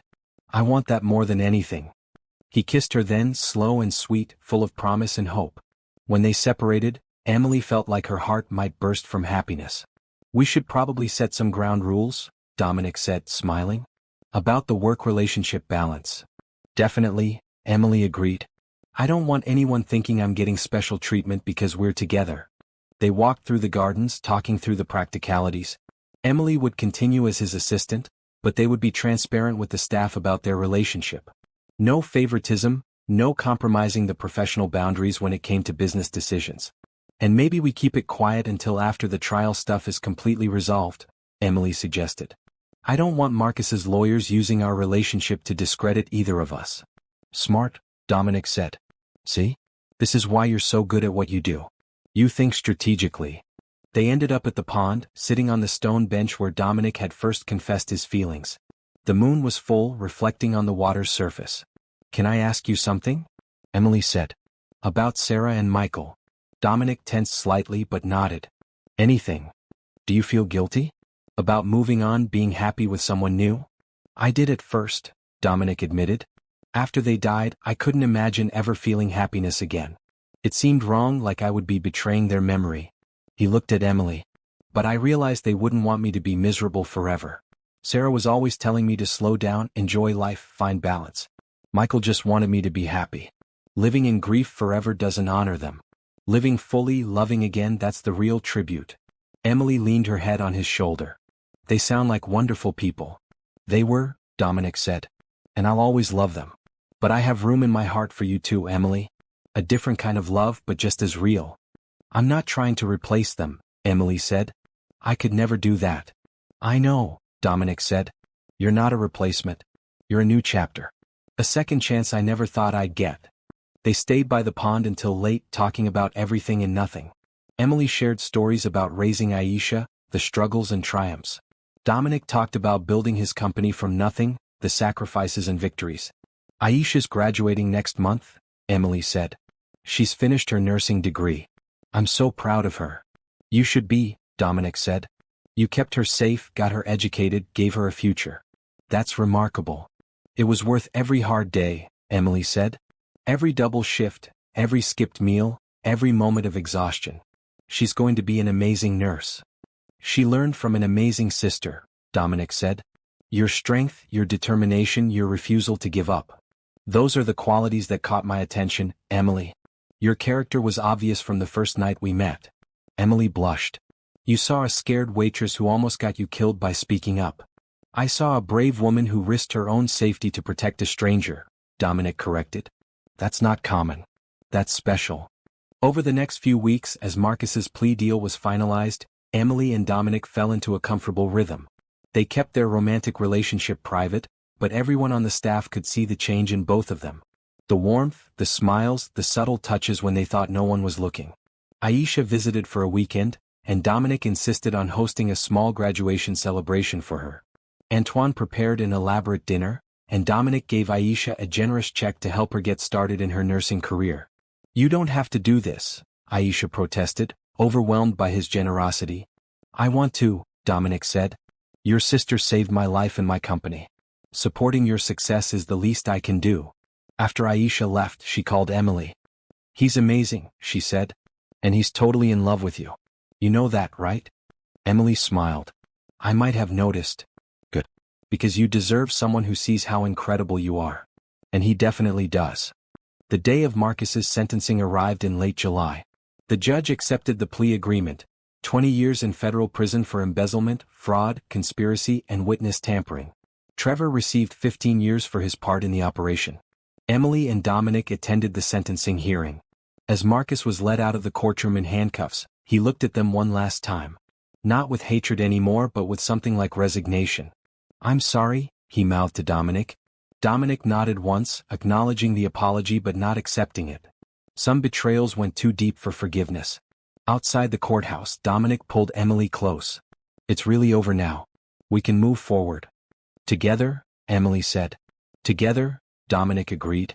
That night they had dinner at a nice restaurant in the city, their first official date in public.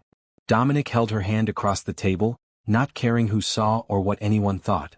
I have something for you, he said, pulling out a small box. Emily's heart skipped. Dominic. It's not what you think, he said quickly, opening the box. Inside was a beautiful gold necklace with a pendant shaped like a compass. I had it made specially. The compass points north, symbolizing guidance and direction. You guided me out of darkness, Emily. You showed me the way back to trust and hope and love.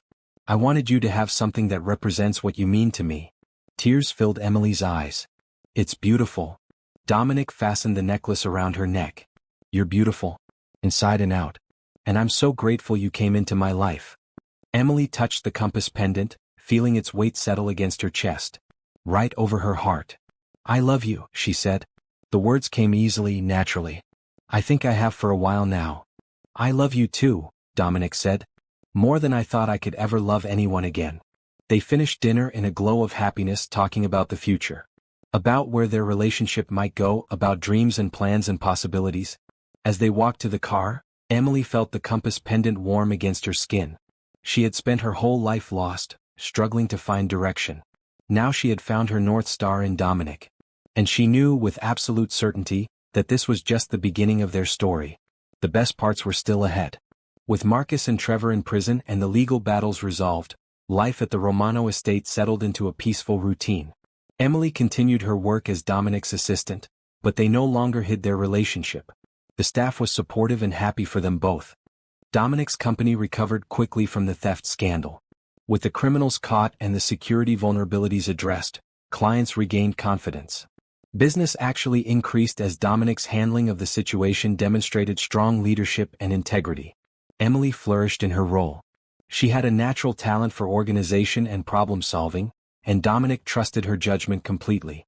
She began taking on more responsibilities, attending executive meetings, managing key client relationships, even presenting at board meetings. One August morning, Dominic called Emily into his office. I have a proposition for you. Emily smiled. The last time you said that, you changed my life. This might too, Dominic said. I want to promote you to Director of Operations. The position Marcus held. Emily's breath caught. Dominic, that's a huge role. I don't have a business degree or formal training in logistics. You have something better: practical intelligence, keen observation skills, and unquestionable integrity. Plus, you know this company inside and out now. You've learned the business from the ground up. Dominic handed her a document. This is the job description and compensation package. Take your time, think about it. Emily looked at the salary figure and nearly dropped the paper. It was more money than she had ever imagined earning. This is incredibly generous, she said. It's what the position pays, Dominic corrected. And you'll earn every penny. The Director of Operations runs the day-to-day business operations, manages warehouse facilities, oversees logistics coordination. It's demanding work. Can I think about it? Emily asked. Of course. Take as long as you need. That evening, Emily called Aisha to discuss the offer. Her sister listened to the details, then said, Emily, this is amazing. Why are you hesitating? Because I'm scared, Emily admitted. What if I fail? What if I'm not qualified and I mess everything up? You won't, Aisha said firmly. You're the smartest, most capable person I know. You raised me while working 2 jobs. You went undercover to catch criminals. You've already proven you can handle anything. This is just the next challenge. But what if people think I only got the job because I'm with Dominic? Then those people don't know you, Aisha said. Anyone who works with you can see you're brilliant at what you do. Dominic wouldn't offer you this position if he didn't genuinely believe you'd excel at it. Trust him. And more importantly, trust yourself. Emily thought about that for a long time. Trust yourself. She had spent so long doubting her own abilities, believing she was just a waitress with no real value. But Dominic had seen something in her from the beginning. Maybe it was time she saw it too. The next morning, she went to Dominic's office. I accept. I want the Director of Operations position. Dominic's face lit up. You're sure? I'm sure. I'm also terrified, but I think that's normal for big changes. Emily smiled. You took a chance on me once before. I'm asking you to take another one. This isn't a chance, Dominic said. This is a certainty. You're going to be excellent at this, Emily. The transition took several weeks. Dominic hired a new executive assistant to take over Emily's previous duties, a competent woman named Patricia who Emily trained personally. Meanwhile, Emily shadowed the interim operations director, learning the intricacies of the role. She visited all the warehouse facilities, meeting the staff, understanding the workflows. At each location, she listened carefully to the workers' concerns and suggestions. She reviewed operational procedures, looking for inefficiencies and areas for improvement. You're a natural at this, the interim director told her. You actually listen to people instead of just dictating from the top. The staff appreciates that. Emily implemented several changes in her first month. A new inventory tracking system that reduced errors, improved safety protocols based on worker feedback, and a streamlined shipping process that cut delivery times by 15%. The results spoke for themselves. Productivity increased, customer satisfaction improved, and employee morale rose significantly. At the quarterly board meeting in October, Emily presented her first operational report. She was nervous walking into the conference room full of executives and board members, but Dominic gave her an encouraging smile from his seat at the head of the table. Emily delivered her presentation clearly and confidently, using data to support her initiatives and answering questions with detailed knowledge. When she finished, the board members applauded. "Ms. Carter, that was exceptionally well done," the board chairman said. "Your improvements to our operations in just 3 months are impressive. Dominic made an excellent choice promoting you." After the meeting, Dominic pulled Emily aside. "You were perfect in there. Confident, knowledgeable, professional. I'm so proud of you." Emily beamed. "I was scared I'd mess up." "You didn't. And even if you had stumbled, you would have recovered. That's what makes you great at this, Emily. You're not afraid to try, to learn, to adapt." Their relationship continued to deepen alongside Emily's professional success. They were careful to maintain appropriate boundaries at work, but outside the office, they were fully committed to each other. In November, Dominic took Emily to Philadelphia to meet his extended family. Cousins, aunts, uncles who had supported him through the dark years after Sarah and Michael's deaths. They welcomed Emily warmly, especially when they saw how happy Dominic was with her. "You brought him back to life," Dominic's Aunt Rosa told Emily privately. "After Sarah and Michael died, we thought we lost him too. He was just going through the motions. But now he's really living again. Thank you for that." "He did the same for me," Emily said honestly. "We saved each other." December brought the company holiday party, an elegant affair held at a hotel ballroom. Emily wore a beautiful red dress that Dominic had bought her, and he wore a sharp dark suit. They arrived together, making their relationship publicly official in the company's social sphere. Emily mingled comfortably with executives, clients, and staff. People who had initially been skeptical of her rapid rise now respected her competence and contributions. She had proven herself through results, not connections. Late in the evening, Dominic pulled her onto the dance floor. As they swayed to the music, he said, "I want to show you something." After the party. "What is it?" Emily asked. "A surprise. Trust me?" "Always," Emily said. After the party ended, Dominic drove them not to the estate, but to a different location in the countryside. They pulled up to a beautiful house, smaller than Dominic's main estate but charming and elegant, with large windows and a wraparound porch. "What is this?" Emily asked as Dominic led her inside. "This is yours," Dominic said. "If you want it." The house was furnished beautifully, decorated in warm, welcoming colors. A modern kitchen, comfortable living spaces, a library with built-in bookshelves, 3 bedrooms upstairs. "Dominic, I don't understand," Emily said. "You've been living in the guest house for almost a year," Dominic explained. "Which was always meant to be temporary. I wanted you to have a real home. A place that's truly yours, where Aisha can visit, where you can build whatever future you want." Emily walked through the rooms, touching the furniture, looking out the windows at the property. It was more than she had ever dreamed of owning. "There's no pressure," Dominic continued. "No strings attached. The house is yours regardless of what happens between us. I had the deed put in your name. It's a gift, Emily, for everything you've done for me and my company." Tears rolled down Emily's cheeks. "This is too much." "It's not enough," Dominic said, coming to stand beside her. "You saved my life, my business, and my heart. A house doesn't even begin to repay that debt. But I wanted you to have security, stability, something that's permanently yours." Emily turned to him, overwhelmed with emotion. "How did I get so lucky to find you?" "I ask myself the same question every day," Dominic said, wiping her tears gently. "About finding you."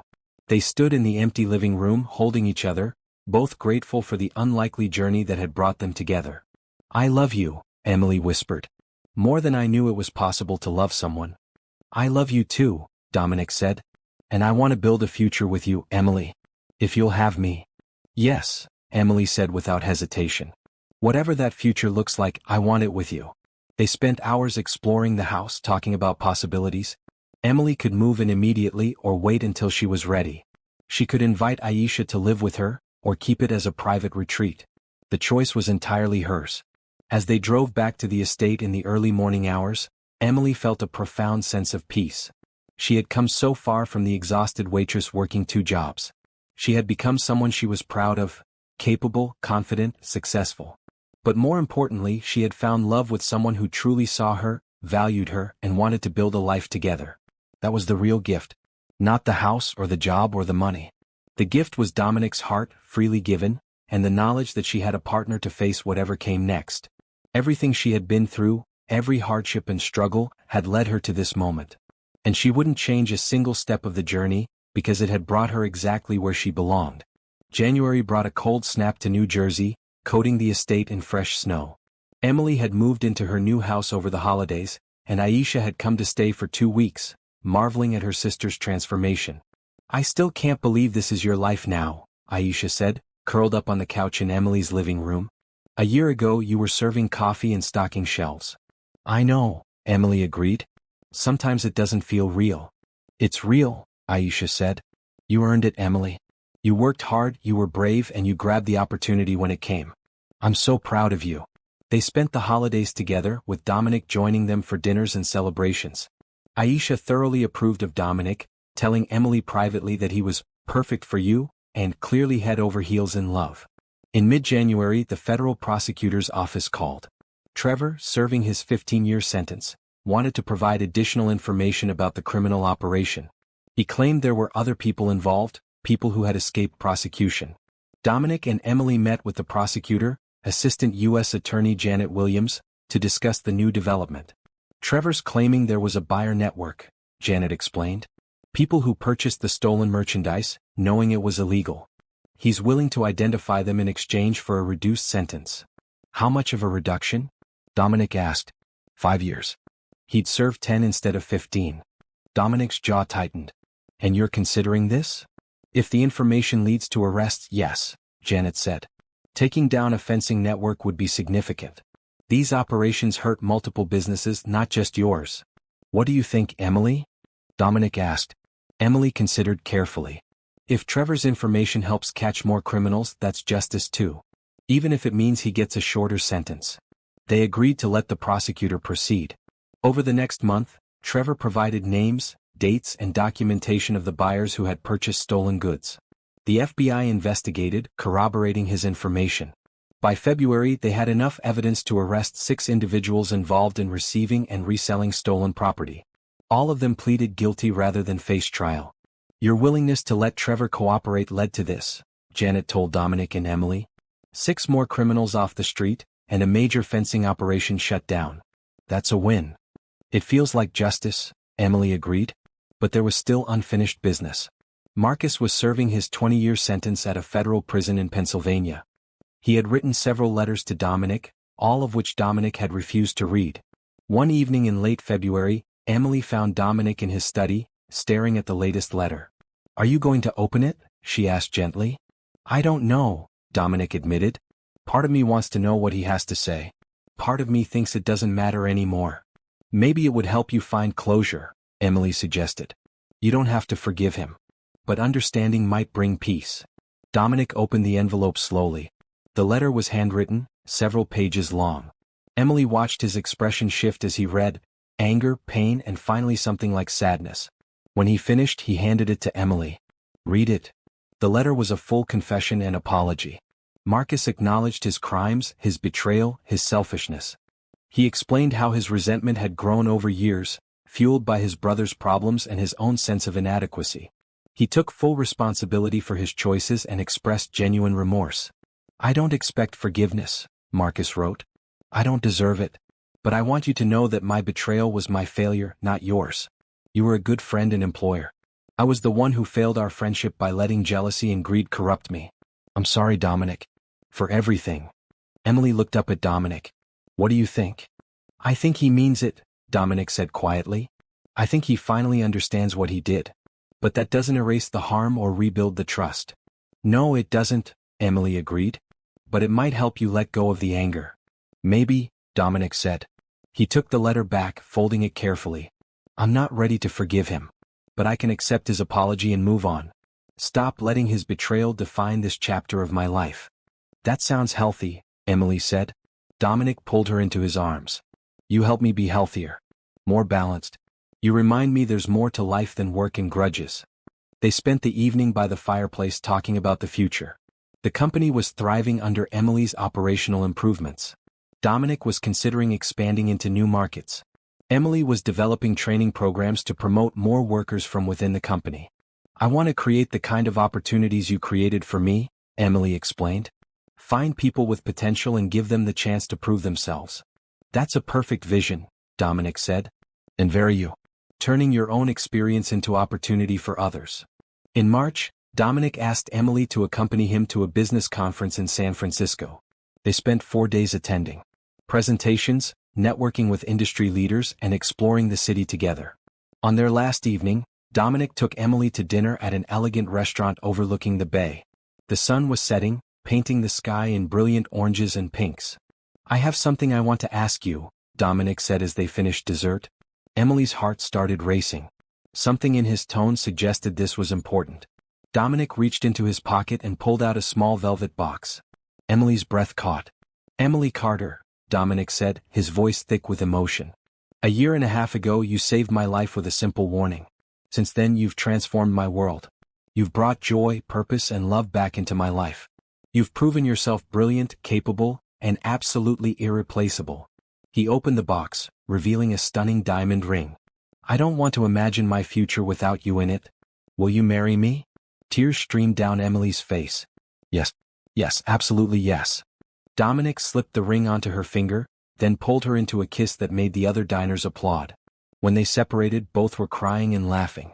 "I love you so much," Emily said. "I can't believe this is real." "Believe it," Dominic said. "You're stuck with me now." They spent the rest of the evening in a glow of happiness, calling Aisha to share the news. Aisha screamed with joy so loudly that Emily had to hold the phone away from her ear. Flying back to New Jersey the next day, Emily couldn't stop looking at her ring. Everything had changed so completely in such a short time. From waitress to director, from struggling to secure, from alone to engaged to the man she loved. "What are you thinking about?" Dominic asked, noticing her smile. "Just how unexpected life can be," Emily said. "How one moment of courage can change everything." "That warning at the diner," Dominic said. "That was the moment everything changed for both of us." "Do you ever wonder what would have happened if I hadn't spoken up?" Emily asked. "I try not to," Dominic said seriously. "Because the alternatives are all bad. I could have been killed, you would still be working 2 jobs, we never would have found each other. I prefer this reality." "Me too," Emily said, squeezing his hand. Back at the estate, they announced their engagement to the staff. Rachel cried happy tears. Antoine prepared a special celebratory dinner. Maria insisted on helping plan the wedding. The news spread quickly through the company. Emily received dozens of congratulatory messages from employees at all levels. Her rise from temp worker to executive to Dominic's fiancée was the kind of story that gave people hope. In April they began planning the wedding. They wanted something intimate and meaningful, not a large corporate affair. They chose a garden venue for late June, inviting only close friends and family. As the legal proceedings fully concluded with the final sentencing of the fencing network members, Dominic and Emily felt like they could finally close that chapter completely. Justice had been served. The criminals were punished. The company was secure. "We did it," Emily said one evening, sitting in the garden where Dominic had first confessed his feelings. "We actually survived all of that and came out stronger." "We did," Dominic agreed. "Because we trusted each other, supported each other, and refused to let the danger and betrayal define us." Emily thought about the journey, the fear, the risks, the challenges, but also the growth, the love, the triumph. Every difficult moment had been worth it to arrive at this place of peace and happiness.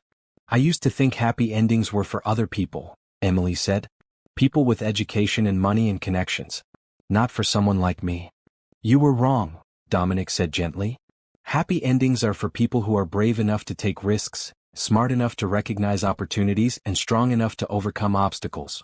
That's exactly who you are, Emily. You earned this happiness."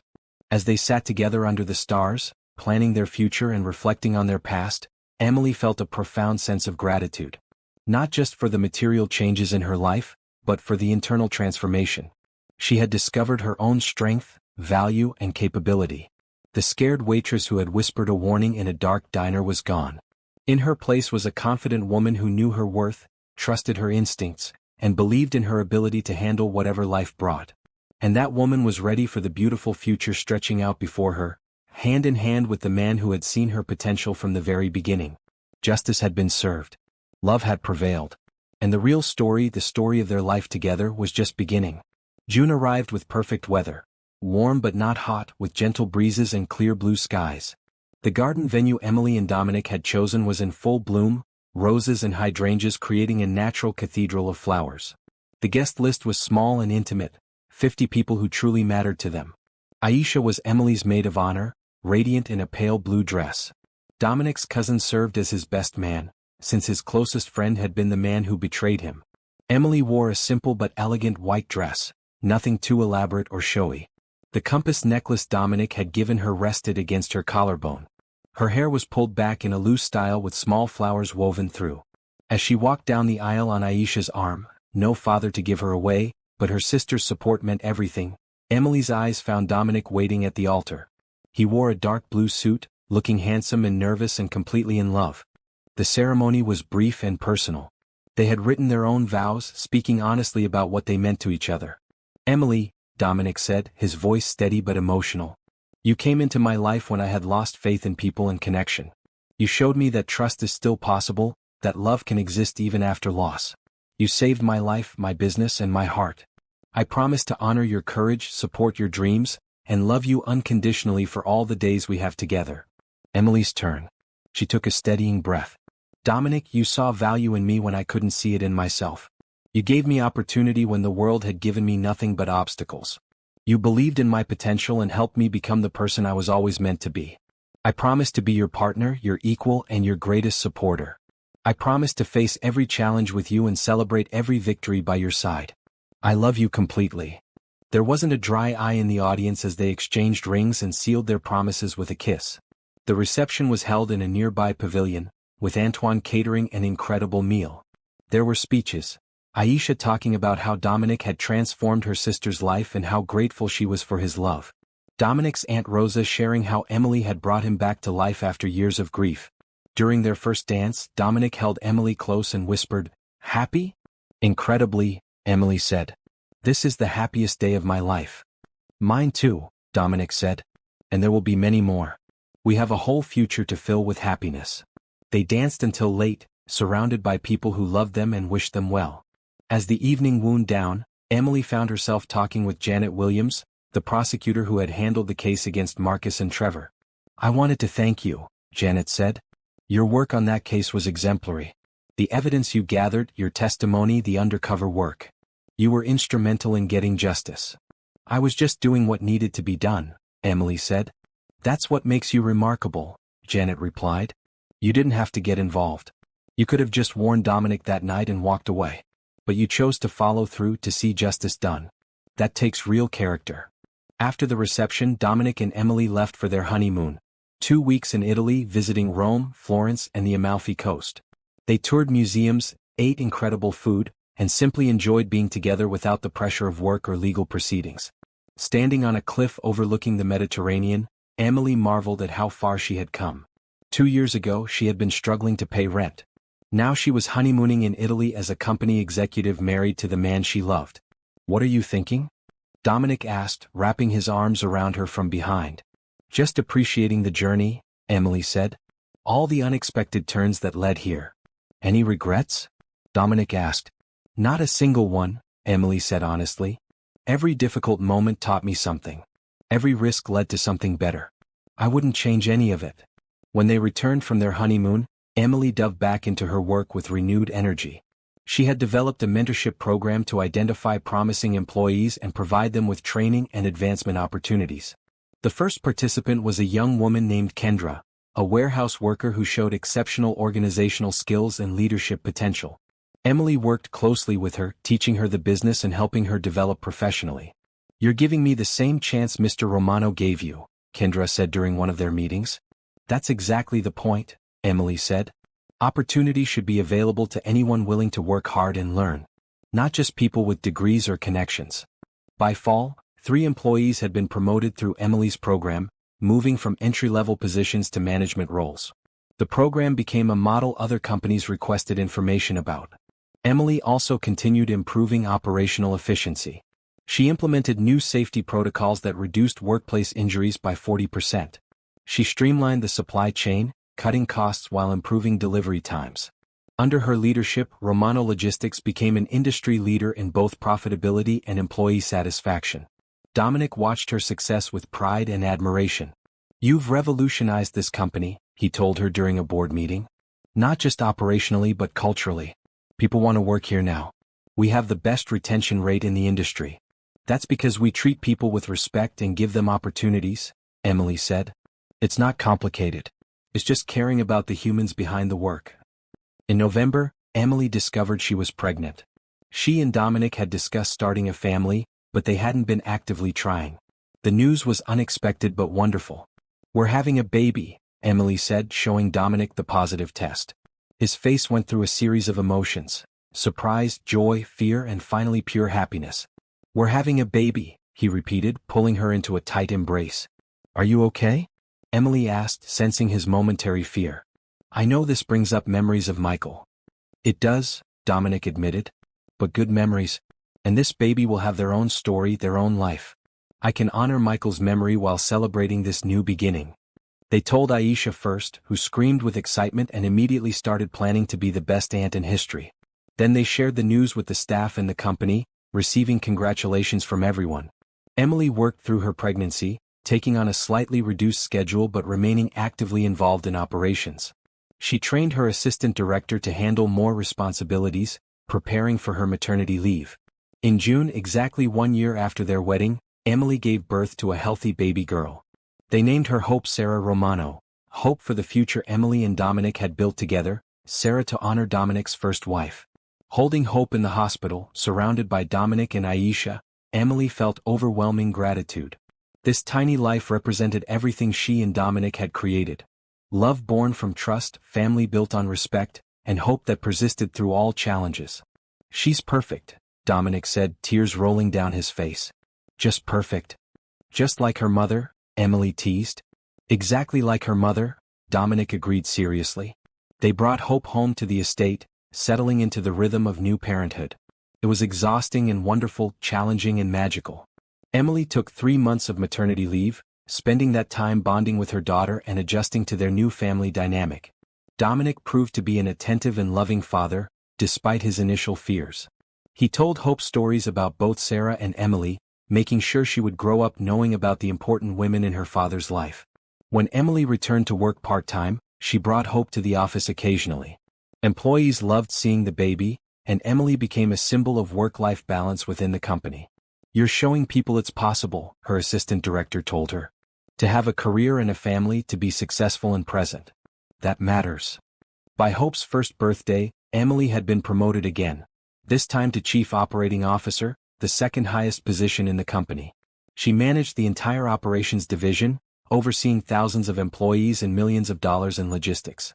At the board meeting announcing her promotion, the chairman said, "Ms. Romano has proven herself to be one of the most effective executives in our company's history. Her innovations have increased profitability by 30% while simultaneously improving working conditions and employee satisfaction. She represents everything this company values: intelligence, integrity, and a commitment to excellence." The board voted unanimously to approve her promotion and compensation package. That evening, Emily and Dominic celebrated with a quiet dinner at home, Hope asleep upstairs. "Remember that night at Tony's diner?" Emily asked, sipping her wine. "Every detail," Dominic said. "You leaning close to whisper the warning. The fear in your eyes mixed with determination. The moment I realized you were someone special. I was so scared," Emily admitted. "Scared I was wrong, scared you'd think I was crazy, scared those men would hurt you anyway. But you spoke up despite the fear," Dominic said. "That's what courage is. Not the absence of fear, but acting despite it." Emily thought about all the times she had been scared since then. Going undercover at the warehouse, confronting Trevor, setting the trap for Marcus, testifying in court. Each time she had felt fear. And each time she had acted anyway. "I learned that from raising Aisha," Emily said. "I was terrified most of those years. Terrified I'd fail her, that we'd end up homeless, that I wasn't enough. But I kept going because she needed me. Fear doesn't mean you can't succeed. It just means you care about the outcome." "That's beautiful," Dominic said. "And true." 2 years later, they welcomed a son, Daniel Marcus Romano. The middle name honored both the uncle Dominic had lost and the lesson about choosing forgiveness over bitterness. Marcus had shown remorse in prison, and while Dominic couldn't fully forgive, he could acknowledge that people were complex and capable of growth. By the time Daniel was born, Emily had been COO for 2 years and was being courted by headhunters for CEO positions at other companies. She declined all offers. Romano Logistics was where she belonged, working alongside Dominic to build something meaningful. When Hope was 5 and Daniel was 3, the family attended the company's 25th anniversary celebration. It was a massive event. Hundreds of employees, clients, and industry leaders gathered to celebrate Romano Logistics' success. Emily gave a speech about the company's culture and values. She talked about opportunity, trust, and the importance of seeing potential in unexpected places. 25 years ago, Dominic Romano started this company with a vision: to create a business that treated people with dignity while delivering excellence, Emily said to the assembled crowd. That vision continues today. We succeed not despite caring about our employees, but because we care about them. When you give people opportunity and respect, they give you their best work and loyalty in return. The audience applauded. After the speech, dozens of employees approached Emily to thank her for creating a workplace where they felt valued. One young man who had started in the warehouse and was now a regional manager said, "You showed me that where you start doesn't determine where you finish. I grew up poor like you. No college degree like you. But you proved that intelligence and hard work matter more than credentials. Thank you for that example." Emily hugged him, blinking back tears. "You did the work. I just opened the door. Be proud of yourself." That night, lying in bed beside Dominic while their children slept peacefully down the hall, Emily reflected on her journey. From a scared teenager caring for her sister, to an exhausted waitress working multiple jobs, to a woman who had found her purpose and built a beautiful life. "What are you thinking about?" Dominic asked, sensing she was awake. "Just how grateful I am," Emily said. "For everything. This life, our family, the work we do. Sometimes I can't believe it's real." "It's real," Dominic assured her. "And you earned every bit of it. Never forget that, Emily. You created this life through courage, intelligence, and determination." "We created it together," Emily corrected. "You saw something in me I couldn't see in myself. You gave me opportunity and trust. We built this together." "Partners?" Dominic agreed, pulling her close. "Partners?" Emily echoed. As she drifted off to sleep, Emily thought about that night at Tony's diner one more time. The rain, the danger, the split-second decision to speak up. That moment of courage had been the first step on a path she never could have imagined. She had warned a stranger about waiting danger. In return, that stranger had shown her a life beyond survival, a life of purpose, love, and meaningful work. Kindness had led to opportunity. Opportunity had led to growth. Growth had led to love. And love had led to this: a family, a career, a future full of hope. Emily had spent her whole life being invisible, overlooked, dismissed. But she had never been invisible to the people who mattered. Aisha had always seen her sister's strength. Dominic had recognized her value immediately. And now hundreds of employees looked to her as a leader and example. The waitress who whispered a warning had become a woman who changed lives, including her own. And that transformation, built on courage and trust and the willingness to take risks, was the real happy ending. Not because life was perfect or easy, but because Emily had discovered her own worth and built a life that honored it. She had proven that where you start doesn't determine where you finish. That potential exists in unexpected places. That kindness and courage can change everything. These lessons would guide her for the rest of her life. And she would pass them on to Hope and Daniel, teaching them that opportunity is something you create through bravery and hard work, that love is something you build through trust and partnership, and that happiness is something you earn by refusing to let fear or doubt stop you from becoming who you're meant to be. Emily Carter Romano had traveled an unlikely path from poverty to prosperity, from invisibility to influence, from loneliness to love. And she had done it by staying true to herself, observant, brave, and always willing to act when action was needed. That was her story. That was her triumph. And that was the legacy she would leave behind. Proof that anyone, regardless of their background, can achieve extraordinary things if they're brave enough to try.